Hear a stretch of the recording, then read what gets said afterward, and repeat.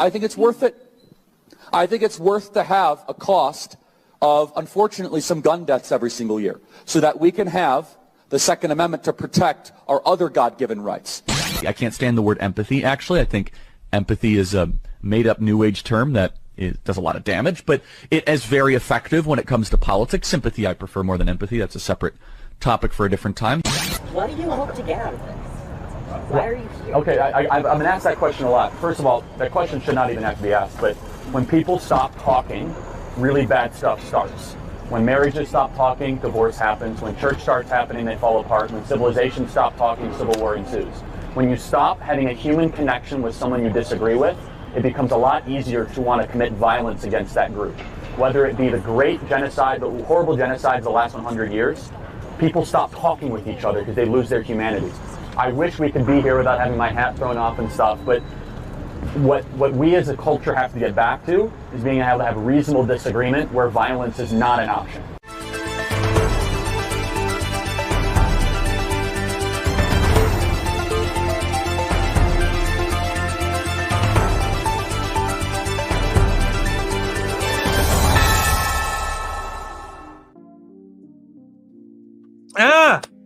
Good morning, good afternoon, good evening. Wherever this video finds you, welcome to Ticks. We are back again, dealing with more of this Charlie Kirk fallout. And I mean, this guy was the Kevin Samuels of white people. And man, it's bad. It's bad. But apparently news has come out now, a manifesto has been leaked as far as the possible affiliations of the shooter, and that being that of the trans persuasion, or at least a trans ideology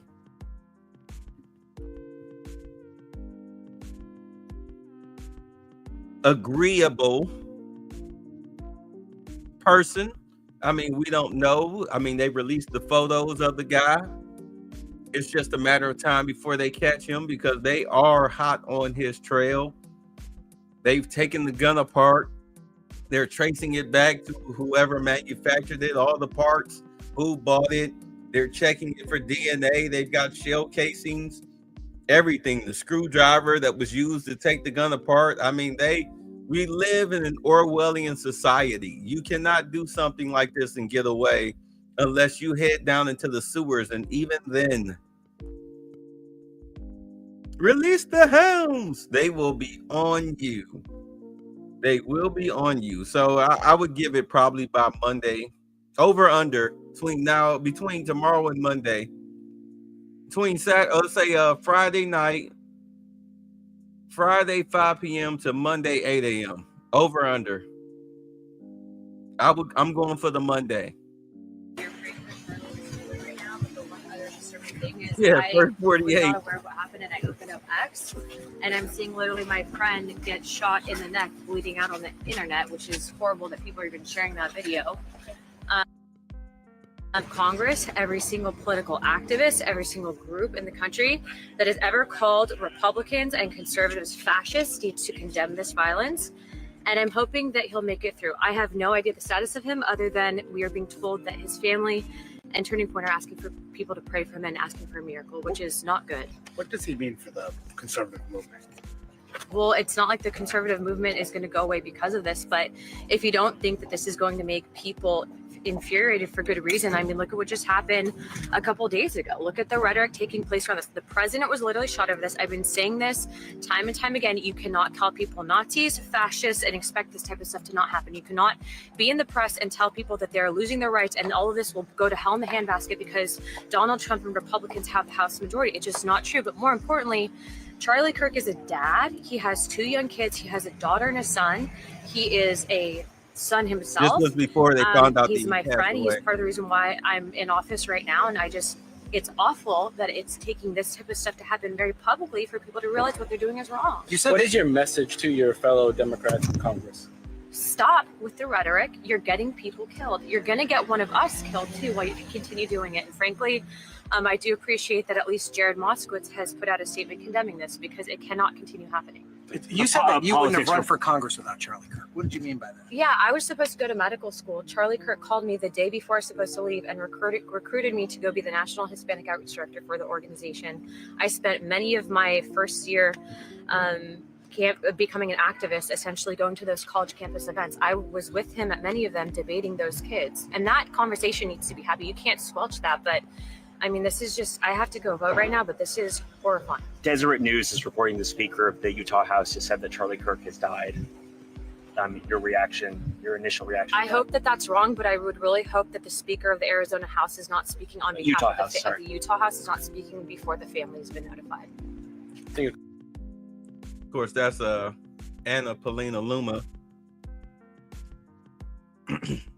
out of Florida. I didn't know that. Although she's a very intelligent woman, I'll give her that. Yeah, Steven Crowder, who started doing the whole campus thing. First, he started, ask me questions. That whole situation, where he's sitting there with a cup of coffee or whatnot. Yeah, he started it. As far as recently, he in the modern era, he started that. But he was saying that he stopped because of the violence that he would get from people that were on the left, having bike locks thrown at him, being attacked and everything, just for just for asking sensible questions. He stopped doing it. He said it got too violent. He said it got too violent. So you say this chick skipped med school? Unbelievable. Yeah, she did. Dude, hold on. I'm broadcasting. Sorry, that was Lewis calling me. Yeah, she went. She almost went to med school. So, any rate, online a lot today, especially amongst black circles, everybody that is left-leaning or of a left ideology, they were calling Charlie Kirk racist. Now, we're going to look at some clips. I haven't seen these. We're going to watch the full interviews because everybody's seen the little TikTok clips, the YouTube shorts, which of course doesn't give you the full context. So we're going to watch the videos in the full context and we'll decide whether or not he's racist. Thank you. Or not. Let's go. All right, so I've been watching this for some time. Uh-oh.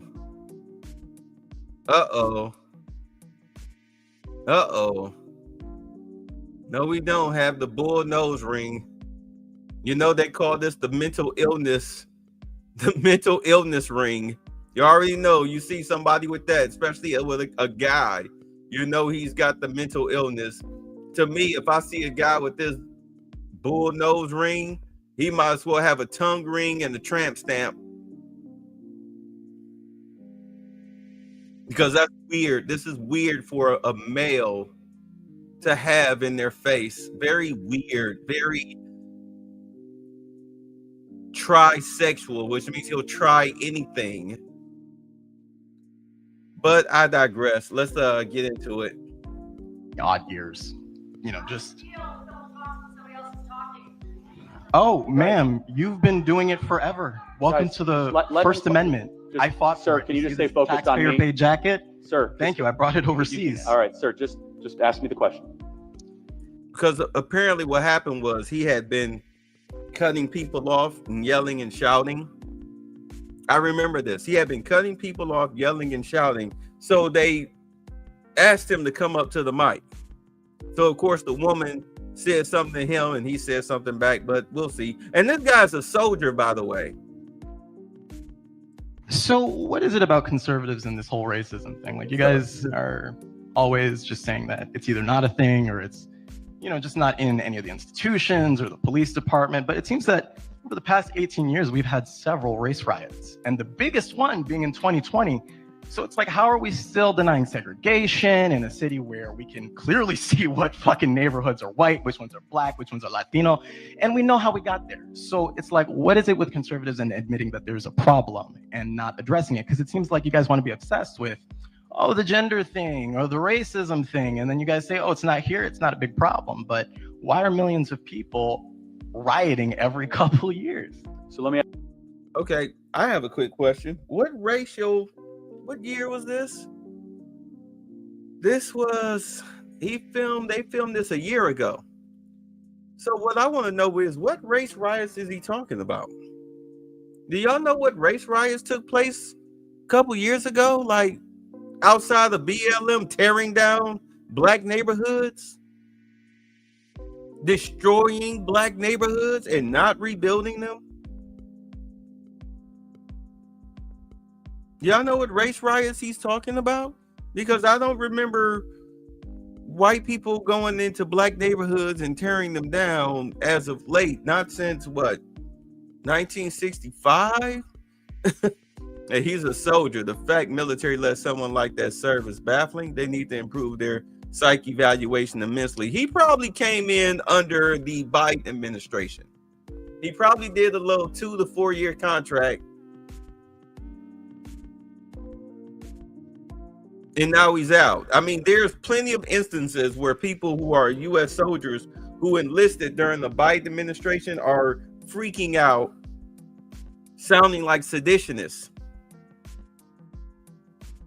But I digress.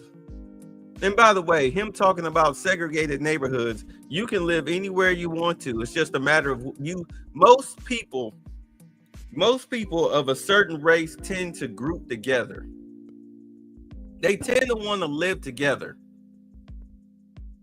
It breeds a familiarity. Let's just be honest. And if you got the money and the credit standing, you can move anywhere you want to for the most part. As long as you pass a background check, your credit score is good, and your finances are straight, I don't know anywhere as far as like in a general census where you can't live. But let's let Kirk answer him. Because we can say that it's Democrats and shit, right? Well, let me ask you a question. So what do you think is a bigger problem facing America? Single fatherhood or racism? Racism, by far. That's how. Can you say that? Say that in the microphone. Racism, by far, because racism gets people killed, not single fatherhood. Well, no, single motherhood. Let me be more specific. So single moms or fathers leaving the home, you think is a bigger problem than racism? No, sir. You're gonna have. I'm gonna repeat that one again for you. I think racism is a bigger problem than fathers being outside of the home. However, I do see fathers not being in the home is a problem. Let's make sure we're defining our terms. How would you define racism then? Racism is a system of oppression used by a certain group using prejudice, institutional power, and it's situated by the media, government, and all these other things. Give me an example of one thing you as a black man cannot do that I as a white man can do in America. Got you. Okay, so about 2 weeks ago, right? I went to a DeSantis rally. Got my ticket, all that good bullshit. Been to a million different, rallies of a kind, whether, I was a conservative at the time or whether I was a liberal, right? Mm-hmm. I know that as a black person, I am far more likely to be arrested for expressing my view, whether I'm a conservative or a liberal. And I've done it on both sides. And oh yes, I was. Yeah, that's probably being a jerk. And that's the best part. And that's the best part, right? That's the best part. I wasn't even being a jerk. And the courts even found our beloved courts. Let me make sure I understand this. So you think the bigger problem than fathers not being in the home is a abstract conspiracy theory that you have that hecklers and jerks at political events are arrested because of the color of their skin? That's the best definition of institutional racism. No, that's not. Keep in mind, he was heckling and being a jerk before they called him up to the mic. Matter of fact, it's why they called him up to the mic. And if you think Ron DeSantis, being at a Ron DeSantis rally will get you kicked out because of the color of your skin, please explain Brian Donald and his black supporters. Please explain them, because they being They be at Ron DeSantis rallies. They be at Ron DeSantis press conferences. They sit there, they listen to Ron DeSantis. They even ask him questions. So I don't think it's the color of your skin. I think it's your behavior, bro. But I'll let him finish. My definition on racism. I Well, did no, tell give you me what an my example definition of something a white man like me can do that a black man like you can't do. Because guess Oh, what? for one- if I showed for up one- at a DeSantis sure. event and started heckling, I'd Sure. be kicked out and arrested. No, Yeah. you would not. No, Yes, in you fact, would. I even have evidence. You know how of I that. know that's true? You wanna Most know- of the what- do you wanna hecklers know how are I know white this? suburban kids I have from hundreds Highland of- Park, and they're arrested a lot more, actually, when you see the mugshots. Yeah. Oh, so white kids are arrested a lot more. Could Well, that possibly be? Could that possibly be? talk And I'm into the just- mic? And I'm just guessing here. Could it possibly be that white people are arrested more because you have a higher population and therefore by proximity you are more like, because it's math, it's basic math. And I know Ron we hate DeSantis math. I know we hate it, but I passed Well, it. okay. Unlike y'all. So let me ask you a question. How does racism contribute to black on black crime in Chicago? How is Oh, white fuck, people to blame for that? Oh, actually, matter of fact, that's actually a whole other issue. So let's talk about. So you want to talk about intracommunal violence as it pertains Yeah. to So what does racism. the white man have to do with So, and that's a great thing. I love the red herring that you threw in there. that? No, it's, Yes, because it's a question. hey, intracommunal violence is proximal, right? So when we have segregation and we got races sitting in one area and you got another race in another area. Now, we never ask white people, why is white on white crime so high with white people, and never, but instead we focus on black people. Yeah. So out of the 530 murders in Chicago of the last year, how many were black on black crime? Hey, I wasn't looking, but you know what I Yeah, do know? well But over you know, hey, 420 of them were black on black gang related crimes. Sure. How is that Sure. racism to blame for that? Let's talk. So now, are we going to talk about over policing? Okay. We'll pause that right there. Because see, this is an uncomfortable truth that a lot of black people do not want to talk about. Because I remember when Jim Brown used to be asked questions, and he would concerning the black community, and he would say the biggest problem facing black community is black on black crime, because we delete and violate each other more than any other race deletes and violates each other, more than anybody. Even though we're 13% of the population, Europeans do not delete each other more than we delete each other. And then we have a culture of no snitching. We protect criminality. I always ask, why do we protect, condone, celebrate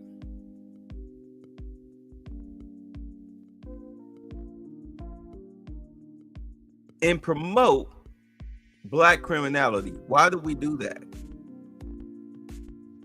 We throw barbecues and picnics for people that get out of jail. We have t-shirt and balloon parties like they're family barbecues for members of our family who die due to black on black crime. Pookie got shot. Let's run to the print shop and Party City. Buy some teddy bears and some balloons. Somebody get a picture of him so we can put it on the t-shirt.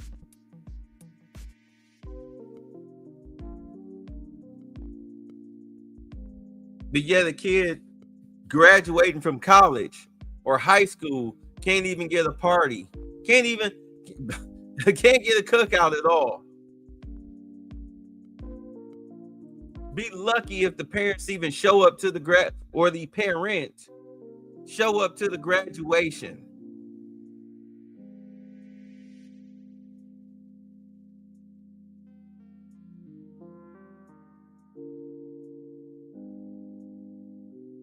Those are uncomfortable truths that we don't want to look in the mirror and face. But it's racism if a white person points that out, though, right? I'm sorry, sir. You're kind of demonstrating. You can't answer the question. Would you like to talk about? I mean, we can talk about it. We can. Okay. Are you ready to address it, though? Well, are you ready to address it? Yeah. Because we can talk about black on black crime, but we need to talk about it as it pertains. We need to. Okay, let's talk about it, sis. I'm ready to talk about it. All right, hold on. So let me just I'm narrow ready to this down. So let me just say this, All okay? right. So if you were to rank the 100 biggest problems in America, Yeah. the fact that I know we're not a racist country is the best example you have. Is Okay, some so you know we're not a story of you racist getting country kicked based out of on a what? DeSantis rally. If we were a racist country, you'd say, Charlie, I can't go in a convenience store. Charlie, I can't go into school. No, we actually live in such a amazingly decent country that whoa. Oh, Let's not do that, okay?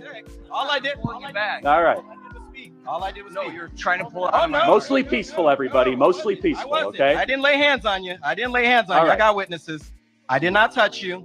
No. All right. I touched the mic. We're gonna wrap this one Don't up, play. but let me just say this.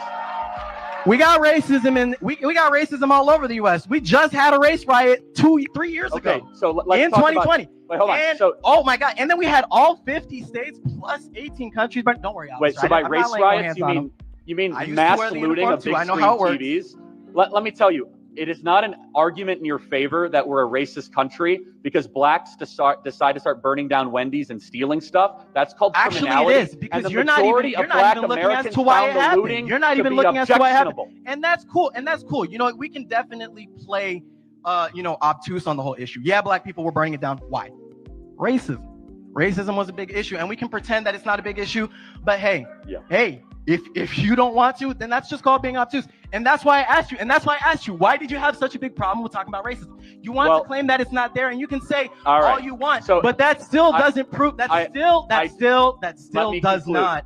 If you want to talk about racism that can be proven, rights. So let me give you some examples of racism. All right. So you asked the question, what's the actual murder stats? All right. So let's see here. Well, with violent crimes, they say that white arrests are 196,000. Black arrests are 134,500. And Hispanic arrests are 76,500.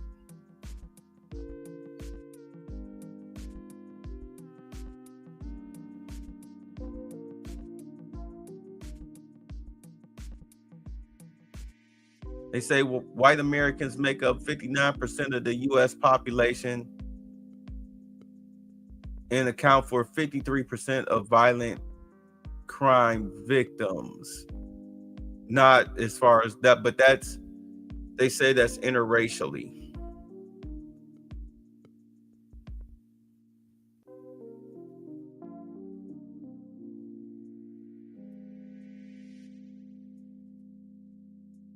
But I'll let it continue. That can be proven. How about affirmative action at this college that discriminates against Asian students and white students? How about affirmative action hiring practices in the federal government? We are such a decent, non-racist country. The best example that he has is to show that he was mistreated. And if he acted like this at the DeSantis event, I can see why he was kicked out of the DeSantis event.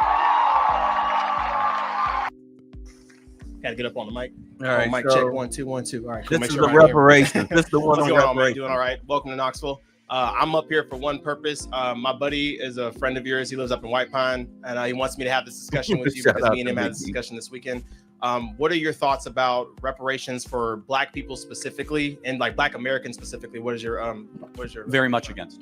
Very much against. Can I ask why?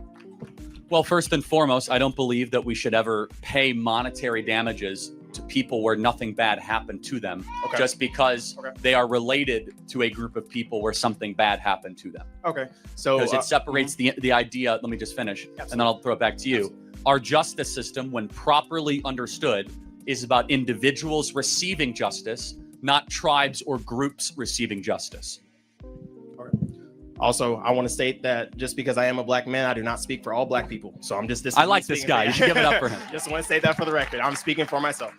So all right, so definitely hear you on that. And even for me, when it comes to reparations, for me personally, I don't believe that it should be a check. I think that reparations can look like many different things, whether it's like investment in institutions, more like better schools, hospitals, all that kind of stuff. So my question to you is like, so since you are against reparations, would you say that we should be would you be for outlawing like inherited wealth? Does that make sense? Well, I'm not for outlawing that. And those are two different things. Can I explain my point though? All right, so my point to that is that, okay, so what I hear for the argument against reparations is that, okay, Black people today, obviously we weren't there, forced slavery, segregation, all of that kind of stuff. So we've done nothing to deserve that, because all the people who should have gotten it, actually not even probably, who should have gotten it are, either long gone or whatever. Now there's still some who are still with us today, but that's a conversation for another day. But my point is that, so inheritance and inherited wealth is something that, the great grandfather, whatever, is passed down. Homeboy who is here today did nothing to deserve that multi-billion-dollar business, but he gets it because of his bloodline. Correct? Is that how it? Yeah, that's how inheritance works, right? Yeah, no, like Bronny James is going to get $1 billion. Right? Yeah. Oh, I mean, yeah. Sorry, great example. So what I'm saying is that, like, what I'm trying to say is that, like, I believe that reparations in and of itself, one, I don't think that the argument is formed right, and two, I believe that it's kind of a reverse inheritance, if that makes sense, where it's like where it's like, yes, Black people, like me personally, yes, I did not have to suffer through Jim Crow, slavery, or whatever, but all those choices that were made in those times have like gotten necessarily me to where I'm at now. Got it. So let me tell you where we have a difference of opinion. Okay, absolutely. So we as conservatives tend to underemphasize this idea of many legacies of suffering. Whereas people on the left, not saying you're on the left, but the other perspective. Definitely not. No, for sure. But that's fine. No, that's fine. Let's just say the other side of the argument tend to emphasize that you are stuck because of something that happened to you many generations prior. We believe, absent very unique circumstances in the United States of America, that is almost never true.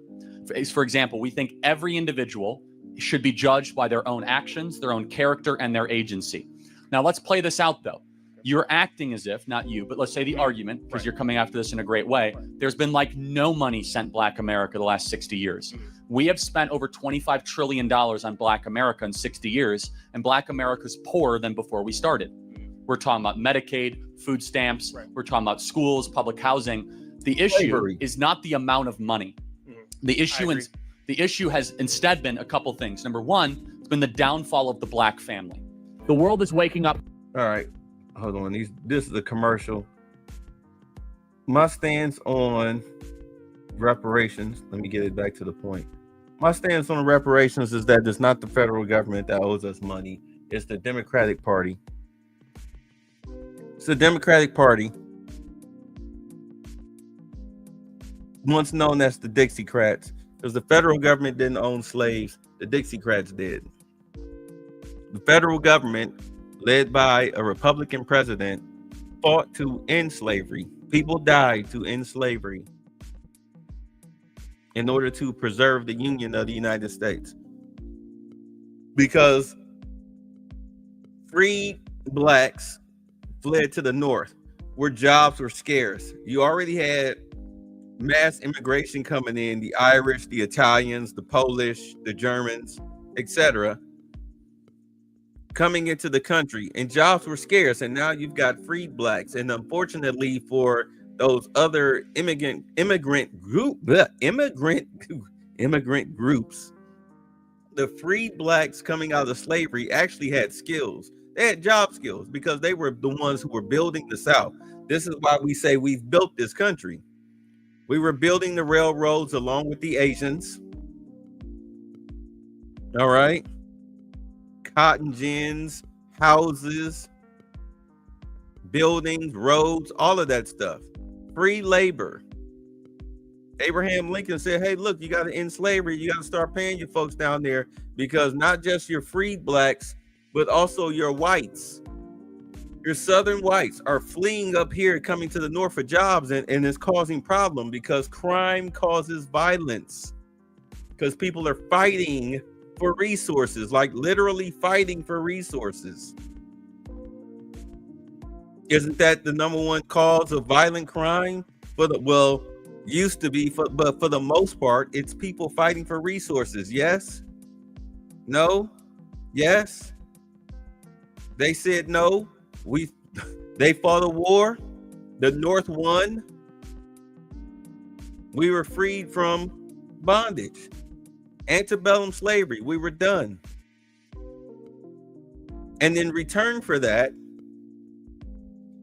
we wound up getting citizenship. They dropped the lowercase c's as far as citizenship. We were full-fledged citizens with the right to vote, the right to own land. I mean, yeah, it was some hardships because the Dixiecrats / Democrats fought against us being free, being treated as human beings. We fought for a long time to be seen and treated as human beings, even though we were coming out of a state of savagery. I think ABL was talking about this last night. Like, we had to fight through a period of savagery in order just to get our humanity back, just to be seen as humans. I give them kudos for that.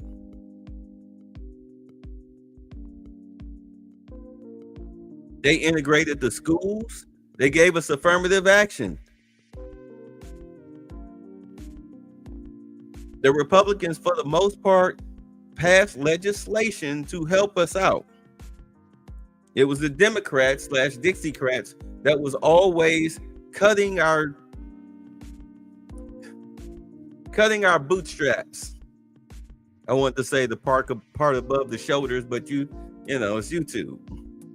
They were always the ones cutting our bootstraps. It was not the Republican government that called in the military to drop those bombs on Tulsa, Oklahoma back in 1921. That was a Democratic-run military.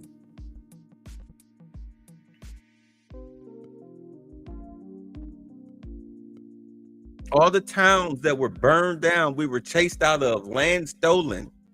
The majority of that was done by Democratic people.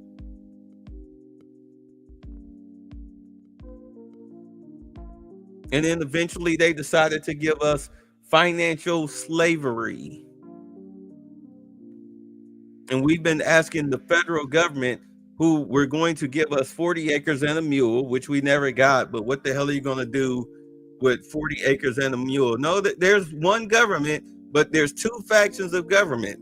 There's two political parties, really more, really about 5 political parties, but we only pay attention to 2. One political party smiles in our face and feeds us lies and never does anything for us, and the other political party turned their backs on us because we turned our backs on them until we got this president in office. And he was like, you know what? The only way Black people are going to be saved is going to have to be through legislation. Even if I have to, it's going to be rough. I'm going to cut off the welfare, and I'm going to send in the National Guard to stop Black on Black crime or just Black violence, period. It's worked great in DC. And now you have Democratic leaders that don't want that. They don't want that. Get it? I mean, think about it. Black people are dying like crazy all across the United States in these Democratic-run cities, and Democratic mayors and governors do not want that.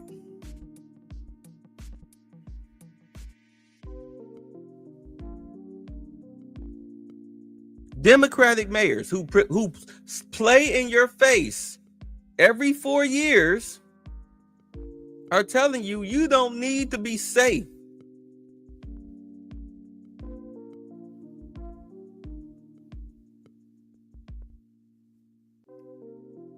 It's just weird that when they're in office, you never ask them about reparations, but you wait until the Republicans get in office to kick up dust. You know why you do that? Because you know that the Democrats aren't going to give you a good goddamn thing. They won't even entertain the conversation with you until it's 2 months before it's time to vote. And like an abused wife, black eye, busted lip and all, here you come, trotting in behind them. Yes, a massa. fighting to get that pat on the head, which will never come.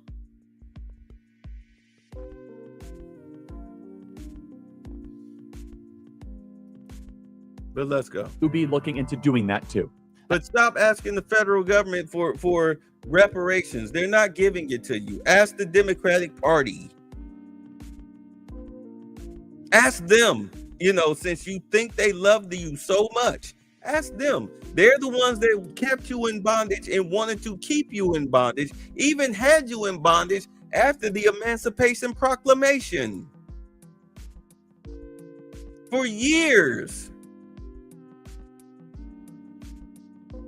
The second the federal troops left the South, oh my God, out came the ropes. They couldn't wait to take their anger out on you. But because they put you in financial slavery, they started with your mama, your grandmama, etc. Once they put them in financial slavery, you a boss. And unfortunately, yes, I agree with that. Yeah, the more money we've spent on this, we've seen the downfall of the black family. Just some numbers super quick. Is that in 1964, right before the passage of the Civil Rights Act, 75% of black youth had a dad around. Now it's 25%. So only 25%. So 1 in 4 kids have a dad around. Black dads are no longer a big part of young kids' life. It's a very big problem that has huge ramifications. Then finally on the reparations argument, it comes into just more like concrete questions. Where do you draw the line? Who defines it? And also, why would you tax, for example, somebody like me? My ancestors fought on the Union side of the Civil War. So I got to go pay more money, even though my ancestors did the right thing. No offense if you guys fought for the Confederacy. That's not trying to, drum up any, it's all good. We're all Americans now. I'm not.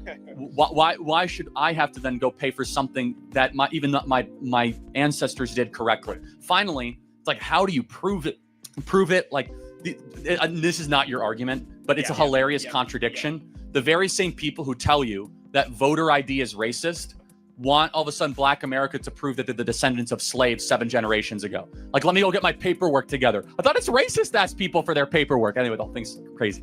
But here's the more important thing that I think we can agree on. Okay. That we should have a opportunity colorblind compact. Mm-hmm. We need to have school choice in this country so kids can go to better schools and have more mobility. Number 2, reconstitute the black family. And finally, this is one that you might agree on because you're not a liberal, is that we need to no longer import foreigners that are going to undercut the wages of workers of all races, especially black Americans. I agree. Keep in mind, this was before Trump won the presidency. When was this? Let's see. Oh, they posted this 3 months ago. Okay. They posted this 3 months ago. I don't know if he did this 3 months ago, but they posted this 3 months ago. This is his site. But where's the lie? Because with Trump making changes to welfare, Section 8 and everything, the Kevin Samuels prediction came true. Winter is here. Winter is coming. Winter is coming. Winter is coming. I hate the Cash App. But winter is here. Over 300,000 black women lost their jobs in the federal government alone. Every time you turn around, some plant is laying off people. Grocery stores are closing. CVS's and whatnot are closing. Department stores are closing. Black jobs, mainly black female jobs, the black jobs are closing because of rampant crime by YNs.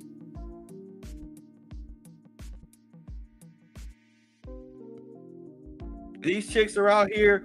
One chick, I meant to post her videos. I don't know what happened with my phone. I moved them over from my phone to the desktop, and the videos were corrupted. I don't know what happened.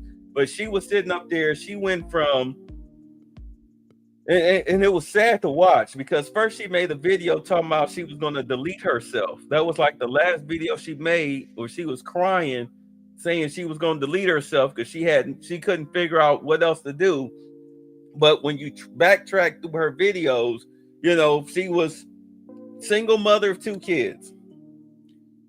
She tried selling feed pigs. She tried sugar dating, trying to get a sugar daddy. All right. She tried all of the little quick money tricks that women do when they got to hurry up and pay the rent. She's trying to sell herself online. Nothing. And with 2 kids, nothing was working. You watched her deteriorate into a 2-week span to the point where she was talking about deleting herself. I still say it's just weird for people to set up a camera, hit record, and then start crying because they're treating social media as their personal diary for everybody to read. But instead of her turning the children over to her father, she would rather, you know, and go back home, because they can't go back home because they have horrible relationships with their mothers. They don't even talk to their fathers, if they even know who their fathers are. Usually their father is someone like a Jordan Neely dad, where this dude is somebody else's roommate, or he's living in a rooming house, a 1-bed, just got a bed and a TV. You know, he's living in squalor. This is your dad at 40-something years old. Your mama can't help you. Y'all don't get along. She don't want you there. You can't go back. You don't want to go back. Even if you wanted to, you can't go back. You got these kids out of wedlock. You probably just use the fathers as sperm donors, because isn't that what a lot of these girls say? My father was just a sperm donor. You know, echoing their mother's talking points.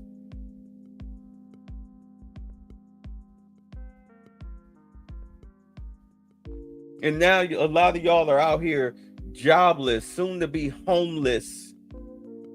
You're out here buying houses and everything with your overinflated DEI paycheck. And now that DEI has been eliminated, you're suffering more than Becky, because Becky can easily just fall in with a Brad, be he liberal or conservative, but they can bum on his couch. They don't mind cucking the liberal white boy.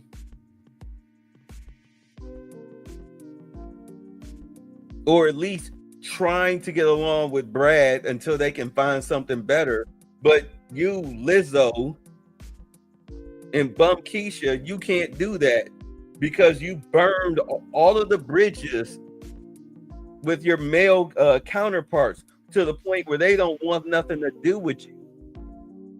The simp economy, where there's a trade-off, is dead. Remember, you had the girl crying, talking about, oh, I'm staying at my best friend's house, and he was like, oh, if you stay here, you got to give me some cookies. You know what I mean? Some cookies, but I can't cut the lights on.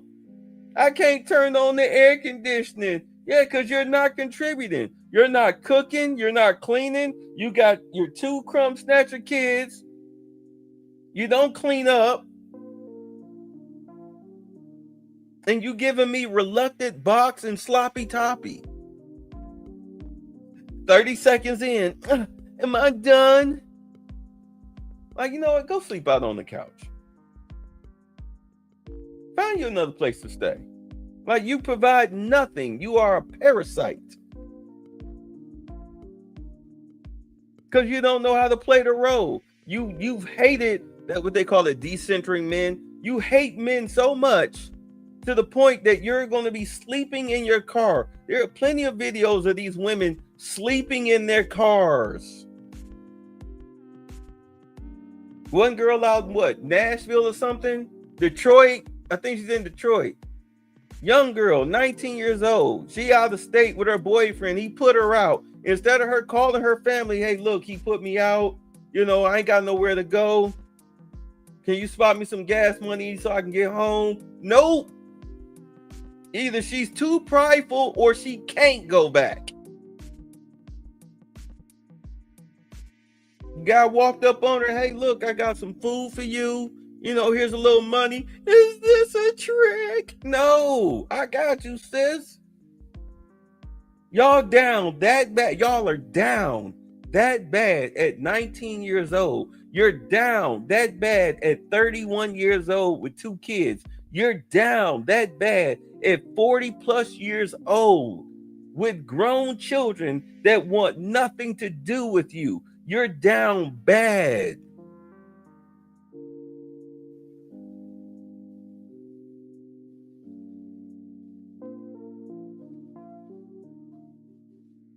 And so what we've done is we imported Nicaraguans and Guatemalans to come take low-wage labor, and we didn't want to pay our own Americans those jobs. So final thoughts on those points. What's up, also, Ray? Great points. What's up, I would Detroit? say that I am with you for the idea up, of Snow? a colorblind society. I think that it is. I I'm think gonna it's check a bit your of video a out farce to say later that after I finish this. colorblind society is something we should aspire to, but I think it's a farce to think that it doesn't exist. That race doesn't I play totally a factor. agree. Okay, and so I will say it plays far less of a factor 10 years ago. It's playing more of a factor today. Yes, I agree. in a negative way. Yes, I 100%. I mean, I think you had mentioned something about DEI like earlier, and I was like, for sure, like the way I agree with DEI in principle, but I think the way it's been instituted by our government and all the other institutions is completely wrong. So, because for me, it's not about seeing color; it's how you treat color. Does that make sense? Everyone's going to see color. And Yeah, you're exactly, right. yeah, yeah. And so it's an ideal that is admirable, being colorblind. Right. The problem with what we were promised with the Civil Rights Act, we were promised a colorblind society. We now have a color obsessed society. And it's a breakdown of that promise. Instead, the country I grew up in, at least, was like, yeah, you're black, but it doesn't matter. It's not the most important thing. Instead, it's, are you a good person? How do you act? How do you treat other people? Are you a Christian? Like, what is your worldview? I want to get back to that. Of course, we're still going to see differences, but I want to de-emphasize them to a place where we look at each other as fellow human beings and fellow American citizens. Thank you so much, man. Absolutely not. Appreciate it. Thank you. One more, hey, can I get a hat from my Absolutely. buddy? Can I get a hat from my buddy? I'll get it too, right? Thank you, man. Did he say something y'all disagree with? Thank you, guys. Who's up? Disagreements? Yes. Okay. How are you? Hi. Yes. I don't know am I supposed to say my name or just? Okay. My name is Gigi. I guess I'm mostly on the side of disagreeing because I feel like I don't think that behind this presidency, I don't think that this country is headed towards a bright future. I don't think that under this presidency that we are going to stand united. I think that it is going to divide us even more, and that it is dividing us. And I also don't think that this presidency is built on a love of all people. I feel like whenever I hear Trump specifically talk, there are notions of not Black people specifically, but people of color being seen as murderers and rapists, and it's specifically targeted towards brown people. And so I guess what I'm trying to say is, my question for you is, do you think this country, or do you think that Trump is going to do the American public right in the overall of his presidency? Yes. Okay. Are you worried about the state of this country under his presidency when it comes to economic setbacks, when it comes to another Great Depression, when it comes to stocks going down, et cetera, et cetera? Are you worried that he is going? We're $36 trillion in debt, thanks to the previous administration that let in all of these criminal illegals, that Trump talks about, that he's trying to use ICE to get rid of the ones that like to murder Black women that are just trying to sell a little cookie, little young 19-year-old trying to sell some cookie, and she winds up getting murdered in the middle of the act. Little 11-year-old girl sneaks out of the house to go meet up with her friends, because that's what teenagers do. Although at 11 years old, she was way too young to be doing that, but instead two men who speak Spanish like dude that she maybe felt a little safe with because they had general conversation with her in the middle of the night, instead dragged her down a hill under an overpass and for 2 hours just like took vicious advantage of her and strangled her to death and threw her naked body in shallow waters and went back to their apartment drinking beers and partying like it was nothing.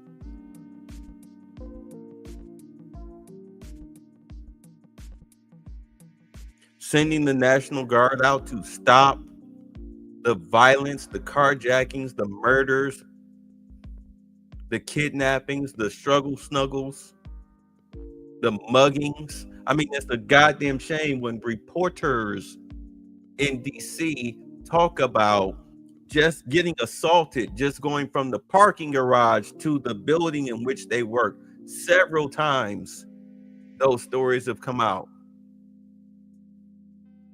I'm sorry, what makes you feel uncomfortable when Trump talks about that, stopping that, putting an end to that? Why do you feel uncomfortable? I swear to God, black people, they talk like, Democratic black people talk like they approve and celebrate and condone crime. They see it as a natural thing to live under. Point, he does not going to do anything like that. I don't have those concerns. And by the way, inflation's going down and the price of eggs is going down, everybody, big time. But go ahead. I want you to thoroughly complete your argument and then I'll say something. Okay. I guess basically the point of my argument is I think that President Trump, and I think that this country's view, especially when we're coming now into DEI and we're coming into defunding a Department of Education, we're coming to taking the Tuskegee Airmen out of being taught. That has been reversed, just for the record. Okay. Tuskegee Airmen. But there's been multiple other things besides Tuskegee, but also like, the whole debate on critical race theory, teaching slavery in schools, teaching Black history, et cetera, et cetera. These are things that are being targeted specifically when it took years and years to even get them in place. I think that this country is built on using the Bible, not even 100 years ago, to defame and to dehumanize Black people. There has been use of the Bible specifically when people used to come into the church and talk about how slaves should obey their masters and how that's what the whole relationship between white and Black people were. I think that this country specifically has a lot of racist rhetoric that is built in that is not being targeted. I think that. So let's try to find some common ground. Is that okay? That's fine. Can you give me a definition of racism? Racism in terms of, I will say, okay, before I use the term, yes, so I want to make sure we're talking fair. about the same thing. Is that cool? Yes, that's fair. I will say that I will state that I am biased because I will be speaking as a Black person specifically from the United States of America, and not anywhere else. But I will say racism is a discrimination against people of a minority that does not have a. Okay, what is racism? Racism, without using the word. Can't use the word racism. Can't use the word. That's I'm trying. I'm giving a discrimination against a minority class of people in order to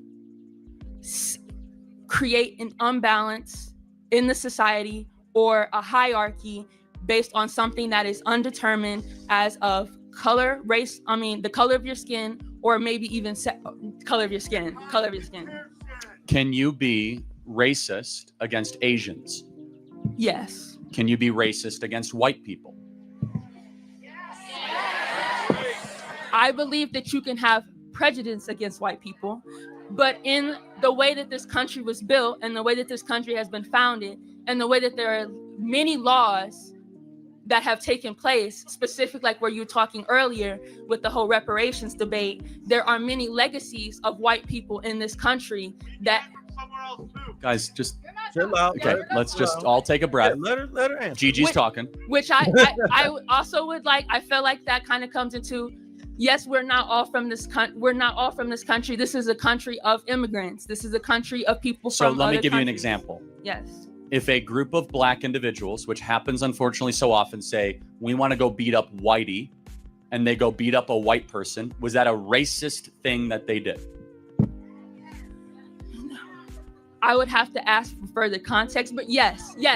Based off of that, Cool. yes. So, but then let's go back to your definition.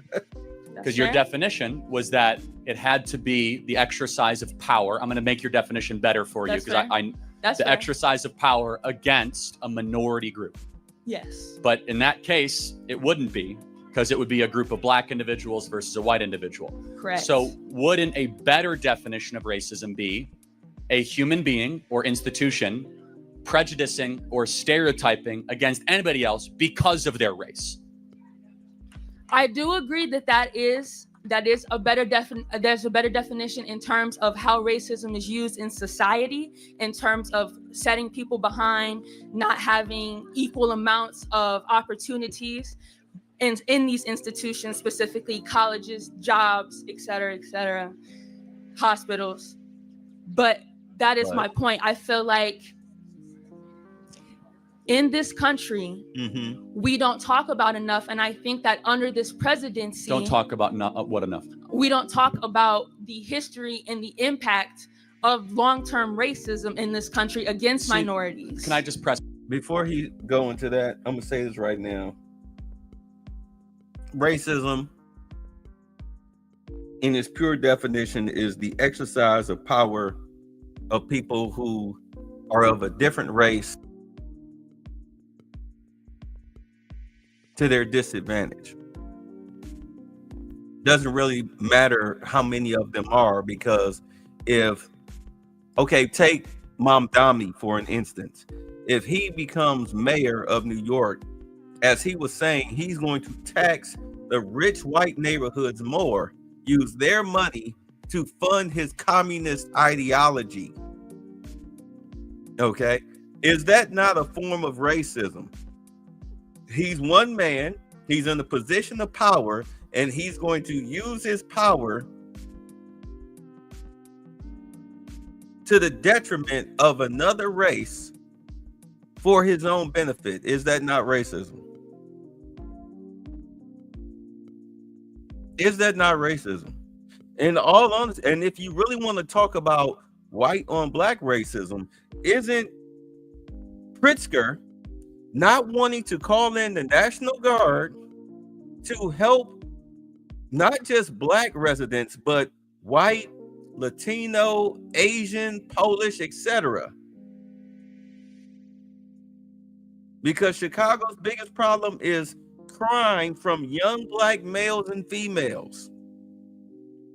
Is he not exercising racism against all of the other ethnic groups in order to benefit himself? Is that not a true definition, a true form of racism, of letting black people and other people of color, even his own, cutting off his nose despite his face, letting them die in the streets from crime, usually from YNs?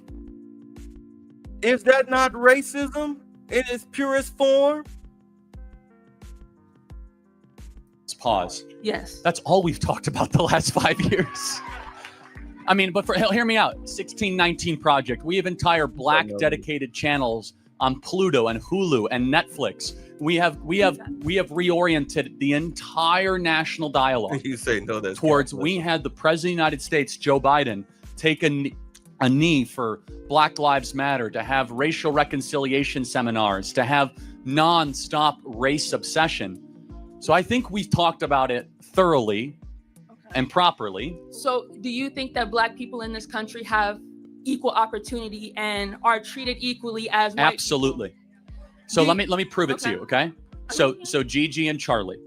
What can Charlie do that Gigi can't do? Okay, I don't know anything. I don't really know much about you. I don't know Based like on the what law. you're capable No, of. just on the law. What am I allowed to do on the law that you are not allowed to do on the law? On paper, nothing.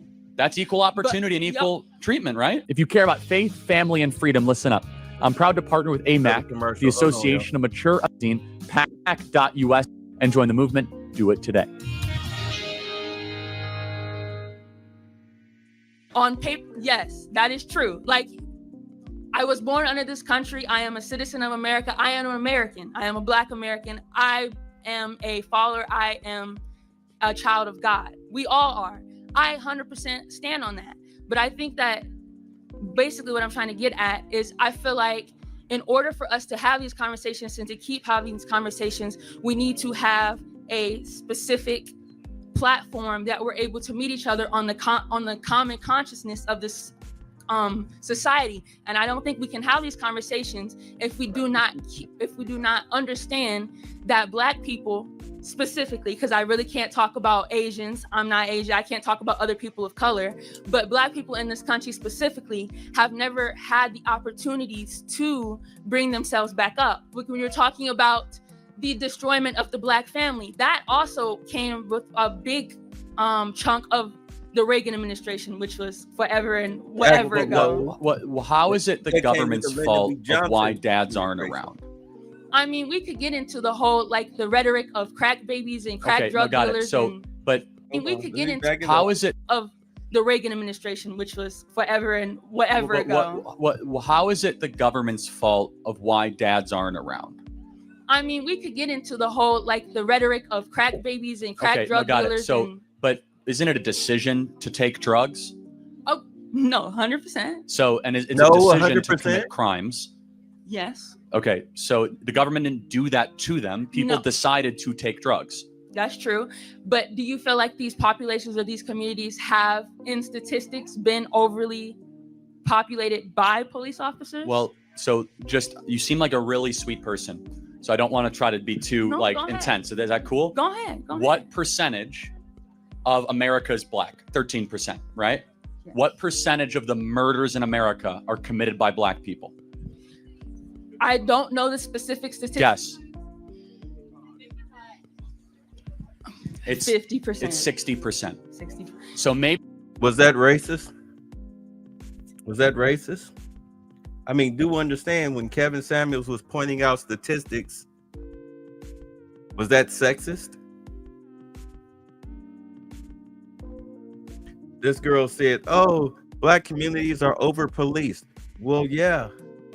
Poor Black communities, really, they're under-policed.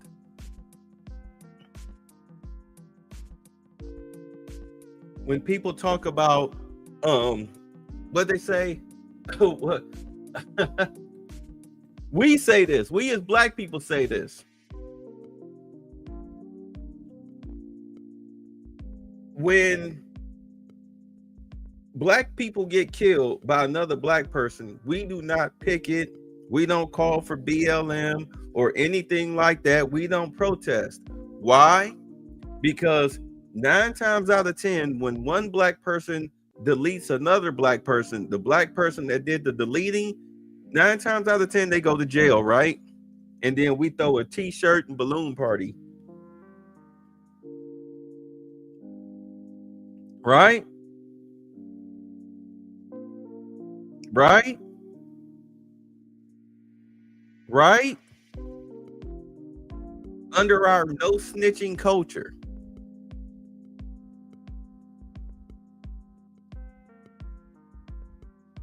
Plenty of these guys are offenders. They mainly are offenders of women and children, soft targets, or other males.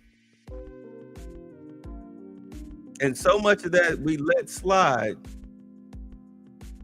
because mama don't want Fel Antonio to go to jail.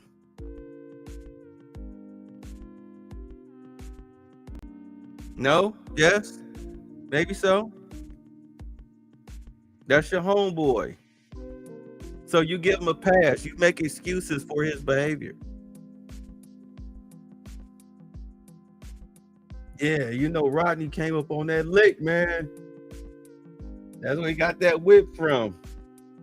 Yeah, he knocked off Mr. Johnson's bakery or Mr. Johnson's meat market, Alfred's tire shop, you know, places in the hood.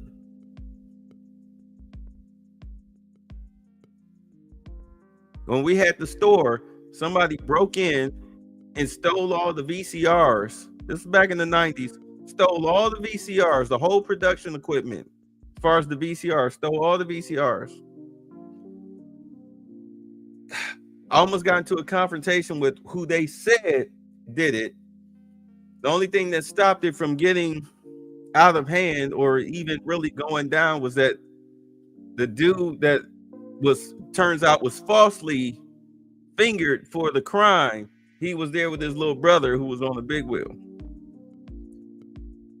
And then of course we wound up finding out who really did it, which was of course the neighborhood quote unquote crackhead.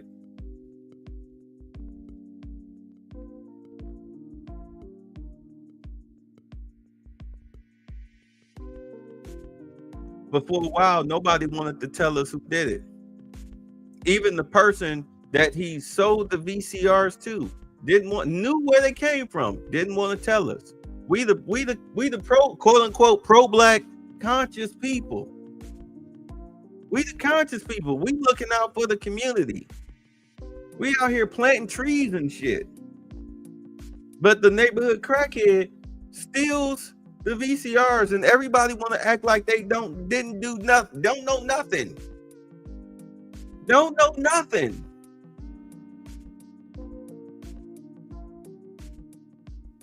We found out because of the serial numbers. My stepmother happened to keep the serial numbers of the VCRs, and when she reported the stuff, because of course she called the police, and when he went and sold the VCRs to whoever, the dude went to go pawn the VCRs.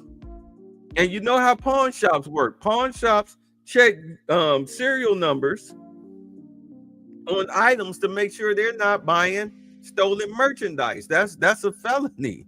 That's a crime. So of course, naturally they call the police. They run up on dude tell him where he got the merchandise from. Crackhead gets arrested. Police call my stepmother. Yeah, I got the guy that stole your stuff. He was back out on the streets in less than 3 months. That's the other problem.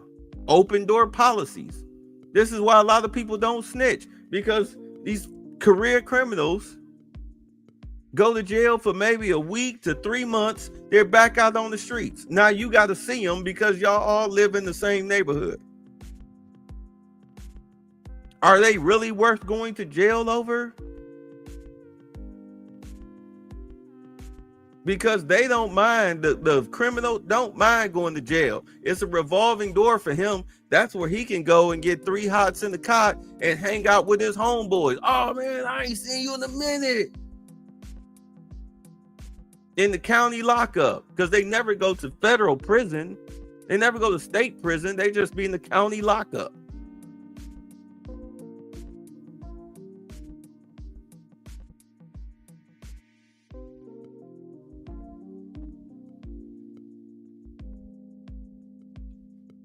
Maybe when you do 60% of the killings and you're 13% of America, more cops should be around your neighborhoods. But there's no cops, and there's not an equal number of cops in the white suburban neighborhoods, Because in the there's not same as much murder. the same neighborhoods that are controlling the like they have cocaine in their houses, but it's not treated the same. And this is okay, Gigi, because it really is flushing out our different worldviews. You look at cops as if they're there to catch you and get you. We look at cops as they're there to protect and serve and help us. And that's only because in this country, I mean, police used to be able to drag black people out in the streets and hose them down and sick dogs on them and tear them apart. And we never really had the conversation that where do we get away from that? Definitely had the conversation. After George Floyd, the whole country blew up under the conversation. Okay. First and foremost, they weren't dragging black folks out of their houses and hosing them down. She's conflating the civil rights movement with, I guess, whatever happened, the things that happened during the Obama administration. Because we did have a serious policing problem here in America. We had a serious policing problem. But by the time that, looking at her age, this girl's got to be about 20 years old.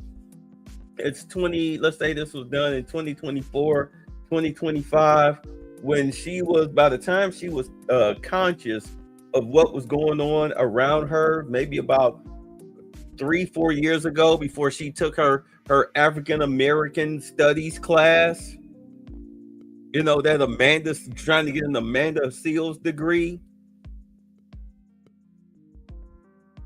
She was fed history, not understanding that, hey, this is history. This doesn't happen anymore. All of this really came to a head, I would say shortly after George Floyd, who was of course a career criminal. We don't, and somebody sent me this dude, Chris. I guess you're here. He tagged me in some picture of Charlie Kirk doing the power handshake with George Floyd with a giggle. And I'm like, what is funny about this? Charlie Kirk wasn't a criminal. George Floyd was. We don't see George Floyd as a martyr. Black Lives Matter use him as a martyr. Low IQ blacks see him as a martyr, but he was a criminal who met his hands. He finally met his match against a vicious cop. 2 men enter, 1 man leaves. Now your boy is in prison getting stabbed up 20 times. But George Floyd was a career criminal. There was nobody saw him as a nice guy except his family. He was a deadbeat father, drug addict, pistol whipped a pregnant woman, held a gun to her stomach while they robbed her. In and out of jail, he was a career criminal. He was scum who finally met his end. Unfortunately, it changed. Unfortunately for him, it cost him his life in order for policing to make a change, to the detriment of American society.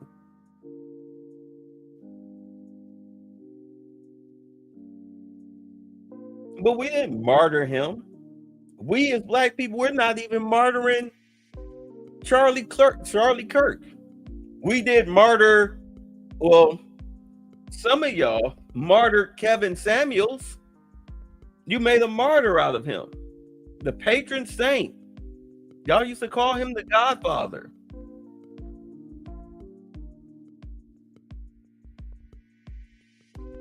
I'm not saying that as a bad thing. I'm just dropping historical facts.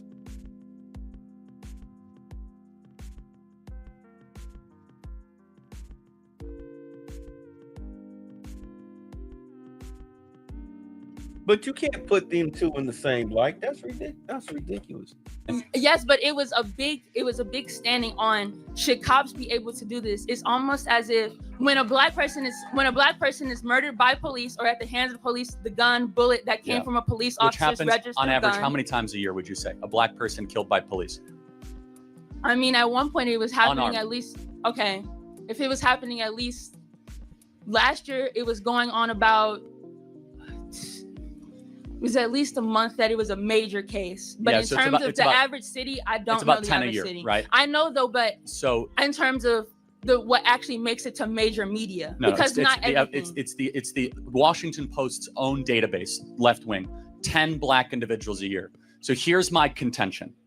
So you have a population that dads are not around, that is very, very murderous per population capita, that is very violent, more likely to be involved in gangs. And we, as conservatives look at that and we say, wait a second, Like, the problem is within the community. The problem is not the government. The problem is not the culture. The problem is not the history. Instead, really what needs to happen is black leadership, black pastors, and black dads need to go into the black community and say, we're better than this. Cut the killing, cut the violence. Do you know the most, one more point. Go ahead. Who is, outside of heart disease and all that, what is the #1 killer of black people in America? I know about like diabetes, but fellow black people. A black person is far more likely to be killed by another black person than anything else. Black people are a greater threat to their own people than any other community.